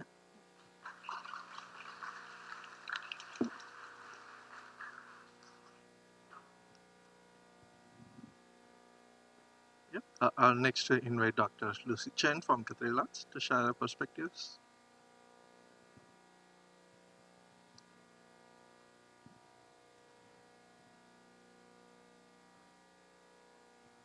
Hello everyone, I'm Lucy Chen from Cathedral Arts Project. So see, I already know the drill because this is my 4th year on this stage.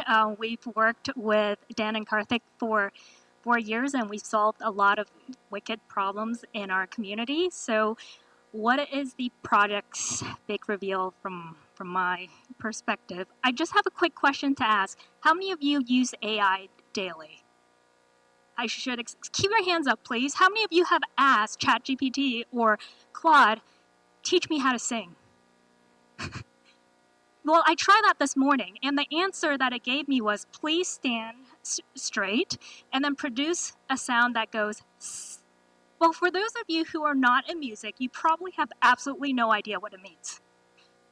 And those are really fuzzy things to translate into numbers. Same thing with grit, perseverance, hard work, the skills that kids develop through the arts. And what is our aha moment is that this team has allowed that to happen. It's translating all of these things into academic gains, into attendance, values that teachers, parents, and policymakers to understand. So we're truly grateful for that. What will be the impact of the project? Well, we go into the classrooms and we always talk to the students. And very frequently we would get inspiring stories. But when we talk to the military students, one little boy shared with us, he said, well, my dad's in the military. He's been there for 10 years. I can't talk about him. And we move every 2 or 3 years. I can't tell my friends why we're moving. They think I'm a coward. And there's nothing I can do about it until I met friends who are like me. And that's what this project has enabled us to do, is to connect more with military families and the children's and give them something that is a creative outlet for them to find joy and for them to gain academically as well. What are the next steps? Well, our hope is to expand this program and share some of these incredible results with our funders, with our policymakers. In the past 3 years, we've actually designed quite a few projects with City of Jacksonville. We had the Field Trip Initiative, we had the Principal of the Arts Award, and now Brave Hearts. So our hope is to expand this program to even more children. In fact, we're going to be sharing this with our partners on the base, and we're excited to share with them the incredible outcome. So thank you very much.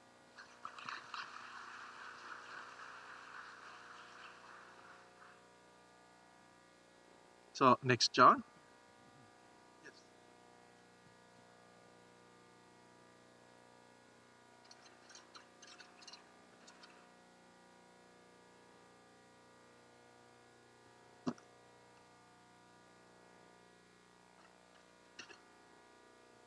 Hi, thank you everyone. John Sapora from LISC in Jacksonville, and we also have been honored to have DSSG work with us on so many different projects. It's been a fantastic, impactful relationship. So the the question that we really posed was, in reviewing homes with similar characteristics, which have an exemption and which don't have an exemption. And I think the first question for most of us is, of course you would get all the exemptions that you would be entitled to as a homeowner. And I think most of us think that way. But so often people don't understand the exemption system. We have like 15 of them in Duval County, and they're different in different counties, in different states. We all know we have to pay property taxes, and we figure out how to do that at some point. But the exemptions can really save people money, especially low to moderate income people that we work with. And so it's not automatic. You have to apply. The government doesn't contact you individually, but has information on the website. So you really need to search for it and be able to understand how to take advantage of all the exemptions. And in particular, the homestead exemption. With the property tax system being on the ballot in November, if you don't have the homestead exemption, then you don't get most of the benefits from that new law, even if it passes. So that's an urgent issue for us, is to create more awareness. So the aha moment in this great research team is really that there is a way to systematically and predictably identify low to moderate income residents who should be eligible for exemptions. This is not something the government tracks. Even philanthropy doesn't track it. And we work with the intersection of the inheritance system with heirs property and the property tax system. And those systems are not kind to low to moderate income people who are inheriting homes that don't have exemptions.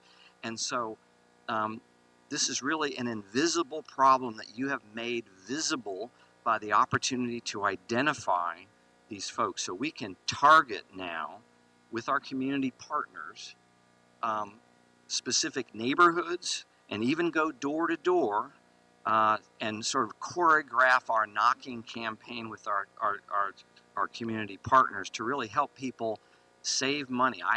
I can say that there is a tax auction sale at the middle of this month and the middle of next month that Duval County is holding. And so we've gotten calls about people that need to have their property taxes paid. And I know some cases where these residents just didn't realize that they needed an exemption, and their value went up maybe 4 or 5-fold over the last 3 years, and they're just in trouble with their property taxes. So that's really a really important outcome for us, and we're going to take 3 specific actions. One is to take this model. They've sort of used a small data set, and we're going to run it through our larger Duval County data set so we can really activate our community outreach. And second, we are going to submit some funding requests actually pretty soon to test this model both in Duval County, but also see how it can apply regionally and in the other markets that we're active with in the state of Florida. And then finally, the property appraiser in every county is the one that really manages the exemption process. And so my colleague Christopher Smith and I are going to be on the agenda of the Property Appraisers Association of Florida meeting coming up in September. We're going to talk about this to see if we can help property appraisers really identify these residents more so that they can actually help their own residents with the exemption process. So thank you very much, and it's been a tremendous honor to work with this great team.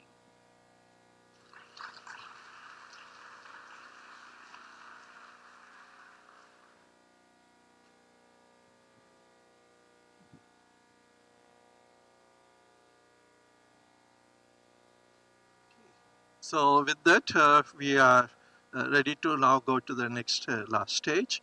So we're going to go do Q&A. So again, the only audience in here can ask any question. So before I invite community partners and the interns to the stage, I would like to get few volunteers to come in, and also WJST staff members to help us put the chairs and for our interns and company partners to sit. So we're going to do that first, and then Dan is going to take over and do the Q&A process. So those who are going to ask question, raise your, when Dan says it, you can raise your hand, and then volunteer will come with the mic, and then After that, please ask the question so that the questions and the answers, everything are recorded.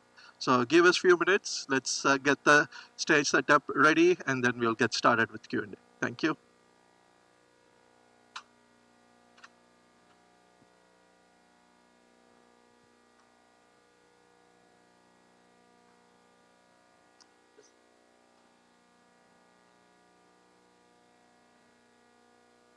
Let's just get all of them.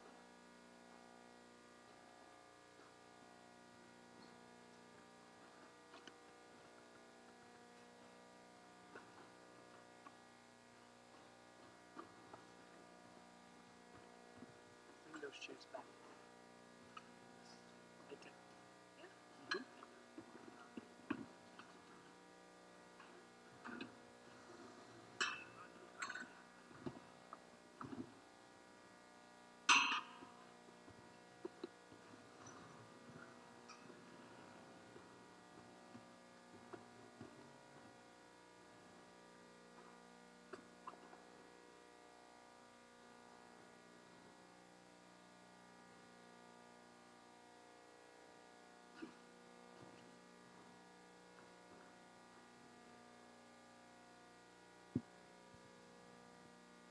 And we would like to invite our community partners to come back to the stage as well for the Q&A.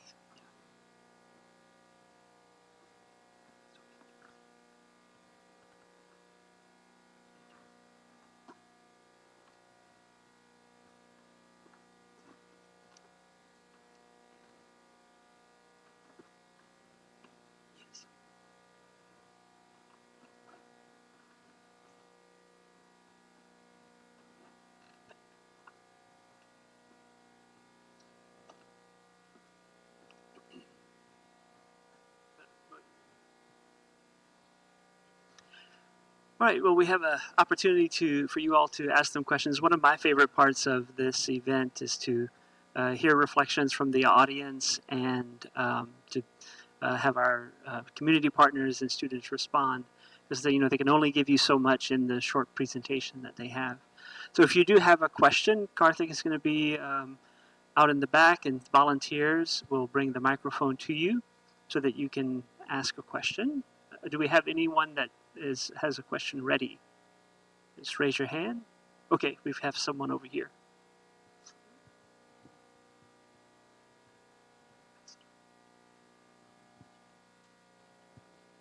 So this question's for the CAP team. It seemed like kind of a footnote in the presentation, but I just want y'all to tell me more about the data scraping y'all did, or web scraping, excuse me. Because I've worked with Florida Department of Education data for a while, and that sounds like a crazy undertaking. So if you could just describe that a little more. Thank you for the question. That was definitely the most time-consuming part of the project. The Florida DOE information, as you know, is organized in a series of tableaus, web-embedded tableaus. And one of the problems we ran into is that all of the data at the school level was aggregated across all of the schools selected. So we had to go through one at a time. And well, we created essentially a Tableau probe for each of the Tableau sites. And then we went through sequentially on each school and had to scrape each page each instance of the page. So we ended up doing that for each of the 206 schools, and then we had to stitch all of that together. So that was like a 4-week process, right? So lots of fun.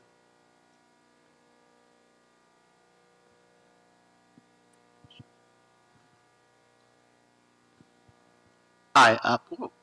Hello. This question is also for the CAP team. First, I want to say to all of y'all, I thought you did a wonderful job with the presentations. One of the things I particularly appreciated was you went beyond just this is what the data show, but this is what the data mean. That was really great. And for the CAP team in particular, those quotes at the end just were so heartwarming with what the kids were responding. Saying that, you guys were showing the difference between the Braveheart schools and then the other schools. How were you able to differentiate the effect that CAP had on those schools, specifically to affect attendance and I can't remember the other one, and other factors that might be present within those particular schools? First of all, thank you very much for the question.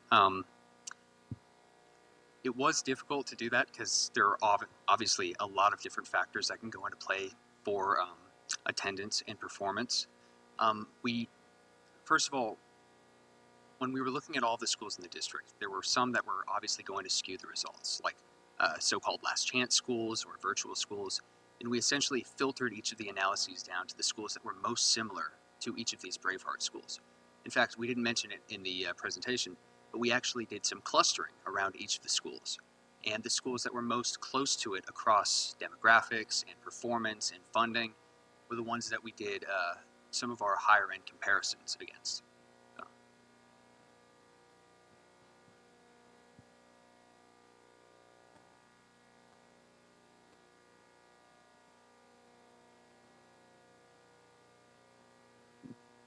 Well, I have a question for our community partners.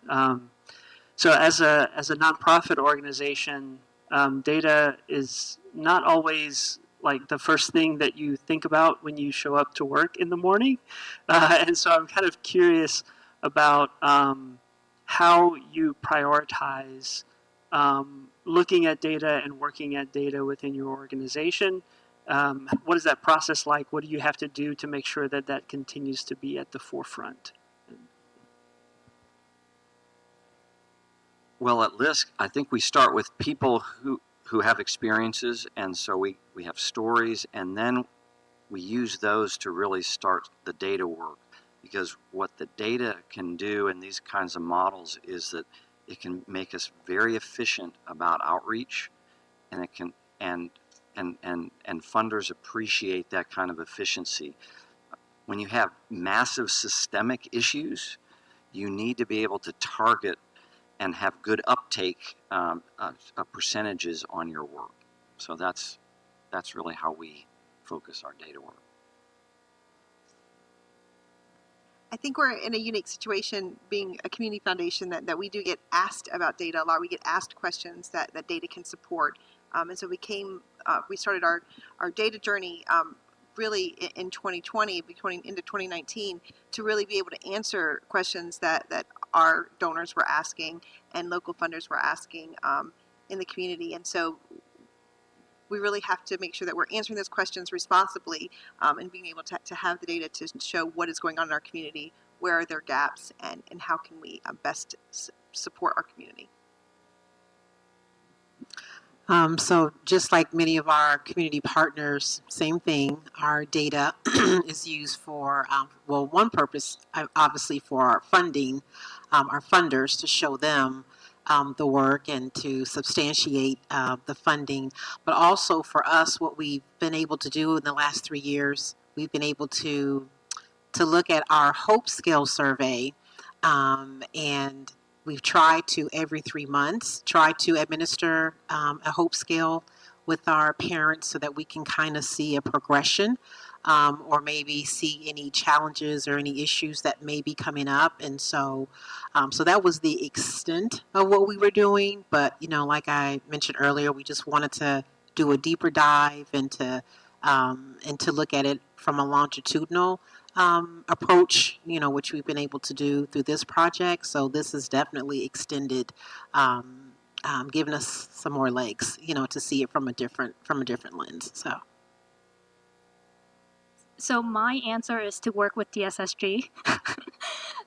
They have been our partners for over, I believe, close to 5 years, and that has been an incredible journey. And I see some of the past alums who has helped us with our projects here as well.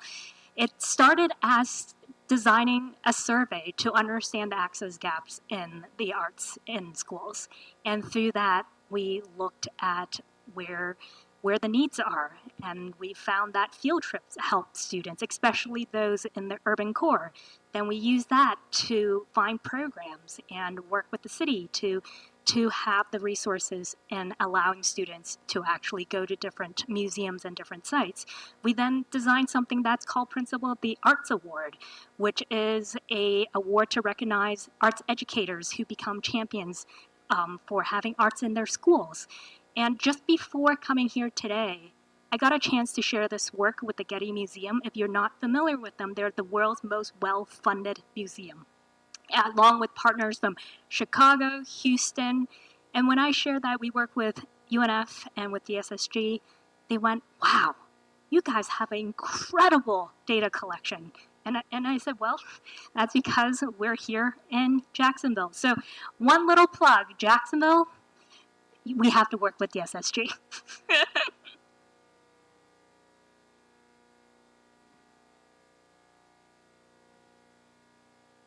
So, other questions? Hi, I have a couple questions for the presenters who did the Center of Hope. For one, I'm curious if the Hope scores were only collected after the parent cafes? Yes, the Hope scores were actually collected during the parent cafes. There were pre and post Hope scores. So before the parent cafe programs, we collected we took a survey of the participants, and after the survey as well, we took a survey of the participants, and then we measured them together, and that's how we got the 10% increase from baseline. And then the second question was, did you have any qualitative data, and if so, did that help inform any of your analyses? Sorry, could you ask that one more time? The question is, did you have any qualitative data, and if so, did that help inform any analyses? Yes, we had a lot of qualitative data. So we were sent a lot of grant proposals and general community anecdotes from individuals, and that definitely shaped how we viewed the entire project and the direction that we took with the data, because data needs to have some conceptual backing to make sense. So that gave us that conceptual backing to make sense out of the data. Thank you. I got a question for you. My name is Justin. I work as a data scientist. So you cracked the joke. Maybe we don't think about working with data first thing in the morning, and I think a lot of the people on that stage maybe do. So before I ask any questions, I want to take a moment and congratulate all of you. You did a really amazing job, and I want to take a moment to give you another round of applause. You guys really did awesome. Congratulations. I'm impressed. So this question's for anyone on the stage. I think for me as a data person, right, we tackle a project, and right from day one, we're like, okay, this is going to be the hard part, right? And you have an idea. And maybe you're right, maybe you're wrong. But whatever happens, you encounter some problem you weren't expecting. And it ends up being much more challenging than you might have originally anticipated. I'm wondering, what challenges you guys might have run into in your projects, and how you navigated those challenges. Oh, challenges? These guys didn't have any challenges whatsoever, right?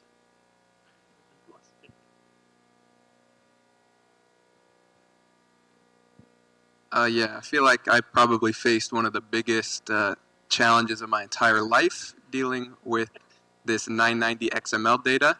And honestly, sometimes I felt bad because I assumed it was a shorter process than it is. And I said, oh, I'll have it done, estimate 1 to 2 weeks. And it ended up being like a 6 weeks of failures. But the good news is I learned from it. And I learned that sometimes, even though you put work into something, it's better to transfer over to something else. Yeah.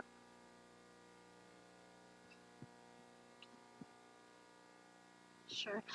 So I think as data scientists, or at least I start this project with an ideal data set in mind. Like, I need these rows and these columns, and they will tell me exactly what properties is qualified for exemption or not. And a week after that, I realized that's impossible. And a lot of moments like these happen, and I think one thing I learned is to ask the right question and continuously be able to change the mindsets. So from wanting to know exactly who has exemption, who not, we think probabilistically, with all the data that we have, what is the best thing that we can say and what can't we say. And that is where we work with LISC, with our community partner, because they then can fill in the gap, while also, again, reminding us who is on the ground and what can what story we can tell and we can't tell. And just working with that uncertainty has been really important for me. So for me, not just like as a data scientist, but in general life, when I think of like moving forward from a problem, I was thinking of the closest analogy to explain it the best, and I thought of rock climbing. And for me, as long as I can get this another piece to like drive myself up, I can move forward. And I think what made the difference in this summer project is having partners to rely on. I think I was not alone, and every time I felt like things were getting jumbled in my head because there was so much jargon that I was just completely new to. And so as long as, even unknowingly, as long as like my partners could give me something to grapple on and like move myself forward, I think we were very supportive in general to each other, and I think that was the key to our success as like even data scientists. So yeah. I would say one of the most important things for me throughout this internship was being able to pivot and adapt to what we're finding ahead of us. Because with each data point we discovered, it was like marching one step forward into the darkness, revealing one more layer of information that might change our entire direction. So being able to take in what you're seeing and being able to pivot on an instant was probably the most useful thing to our group.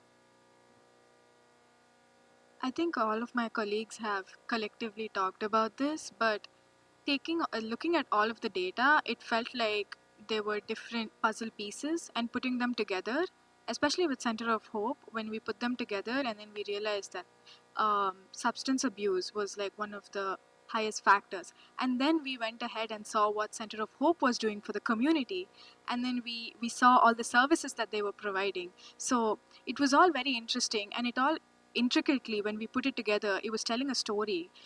So figuring out, like learning about these pieces, figuring out how to put them together, and then letting the data tell us the story was something that was very interesting. I think one of the challenge, I would not say challenge, but when we initially started, our initial discussions like few weeks just went into like to understand like how do we connect this data set. So once we were able to figure out, I felt like the analysis is one part, but what is the question that we are actually trying to solve was the most important thing that I felt that we understood like through this 12 weeks of program, that because there are like real people who are impacting with our analysis. So asking the right questions is very important, I feel. Yes, so I think to echo on what a lot of people have already said, like Wong said, is we kind of started with an idea of how we were going to look into our problem, understanding the art's impact on military children. And then we would get new data, but it wouldn't match the data we already had. So, okay, we can't go down that path. So then, like Brant said, we start to pivot. And then we get more data, we'd get really excited about it. We're like, we could do this, this, and this with it. But then it didn't tie back to our original problem. So just kind of keeping the big picture and the small picture in mind all at the same time.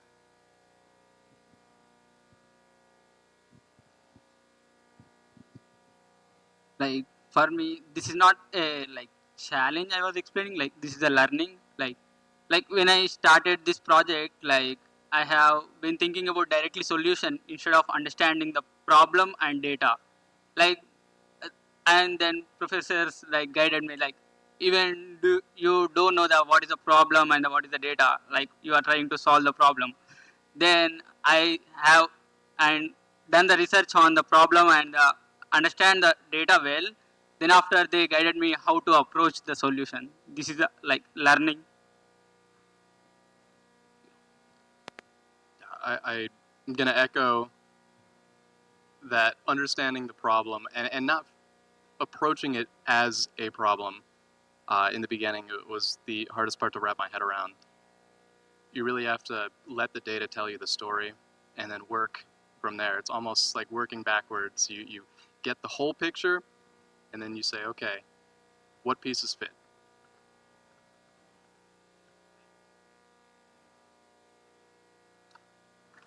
Thank you.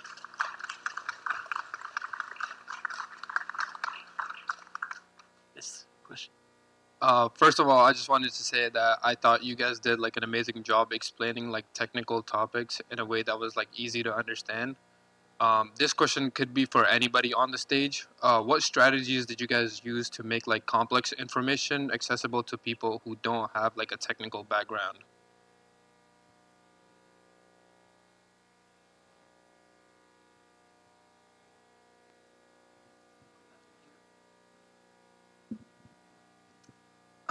I would say just the value of visualizations, like things like Tableau and PowerPoint, help convey it in a way that's processable. And something I would do is try to explain it to my family.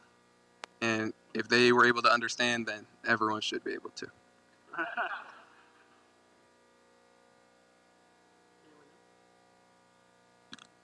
I guess for us, even though we had a certain level of background in the technical stuff, I guess I could speak for my team. We weren't like using it in our everyday curriculum, like the models that we used. I literally had to Google their names the first day they were, talked about at the table. And so I guess when it came to presenting to an audience that would, be in the same shoes, it was how did I go about understanding it when I didn't know anything about it, and then presenting it in that sense. I'm gonna address the elephant in the room. We use AI for sure, but in an intentional way that I could say as well. I think when it comes to legal documents, when it comes to technical terms, we ourselves don't even understand everything. And so AI help us take that 0 to 1 step to start wrapping our head around. But we don't just take the word of AI and just, emit it to you. I think an important learning process is take that word and then just process it, learn it ourselves, think about what help us learn, think about the steps that help us understand, and then trying to reteach that to our friends, to our professors, through weekly meetings, and then now to the audience. So I think AI is an important part of the process if we use it correctly.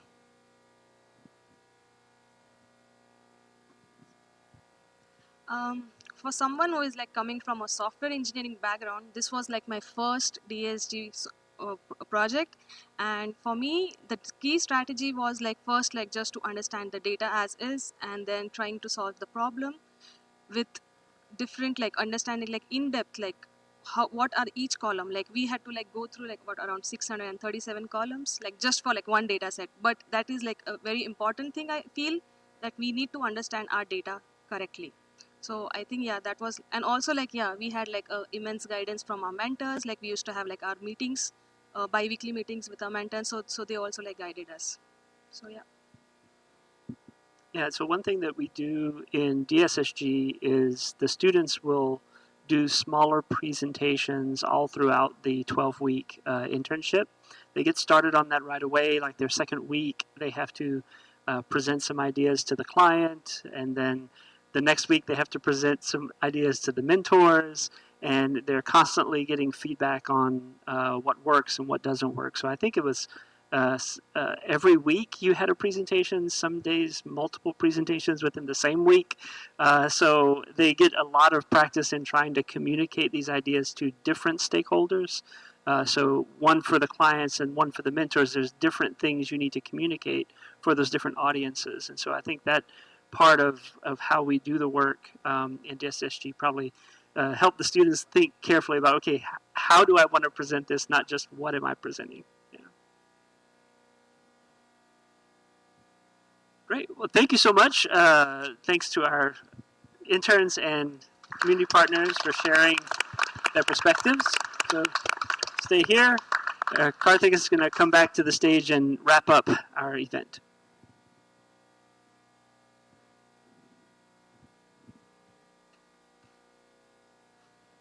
Okay, so let's just end this event now then.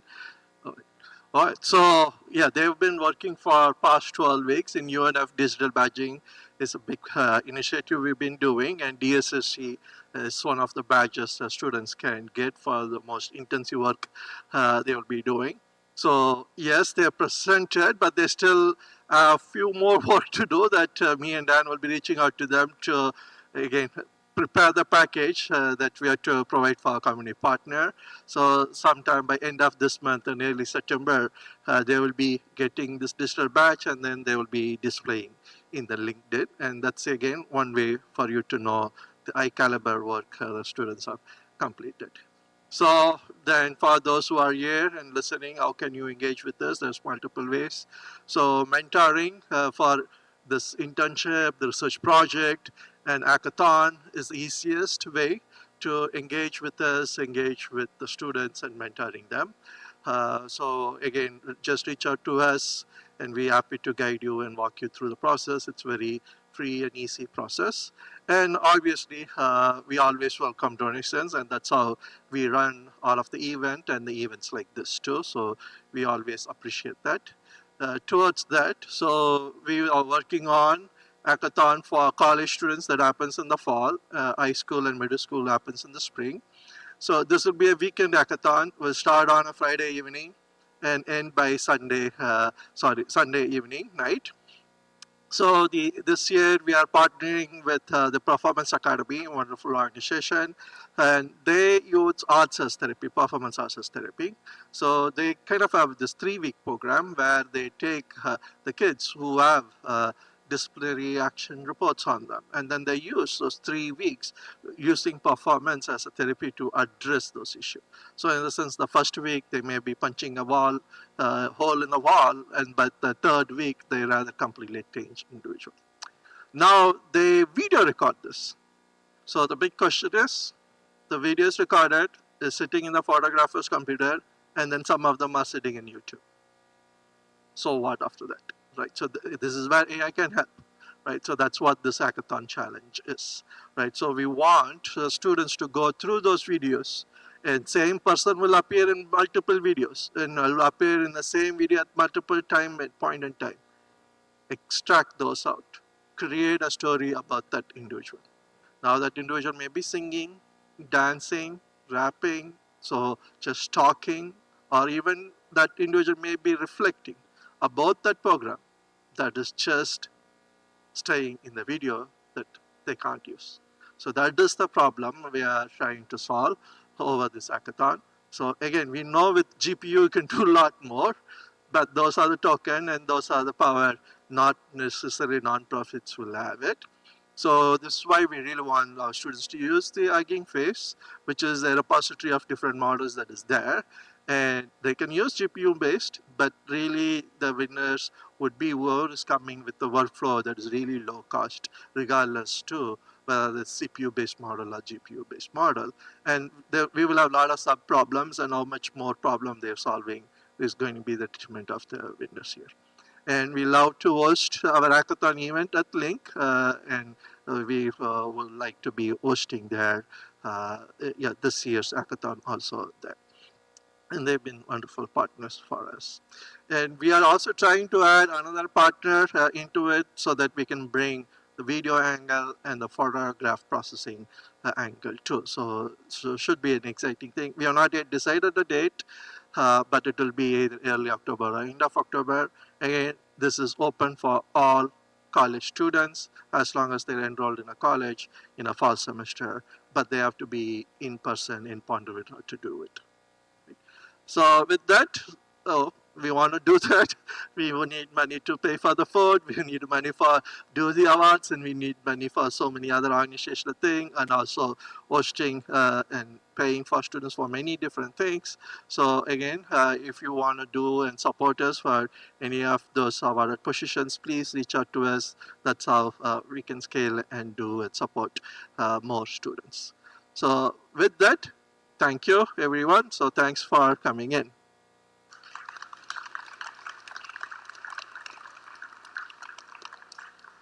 So when we host this big events, we need to do group pictures and things like that. So for, again, all the community partners and other different representatives and other DSSG representative mentors and past interns, please stay back. We're going to take off all the chairs off the stage, and then all of those who've been involved with DSSG over the years, we are going to just assemble in the stage, and then let's do a group pictures. So before I stop, Again, huge thanks to WJCT staff. We've been using this avenue for so many years, and they do just a wonderful job. I forgot to say that last time, so I really want to make sure that we give a big applause to a wonderful job they do always. And again, thanks to all our board members, thanks to all UNF administration and all the staff who work with us around the year. Thank you.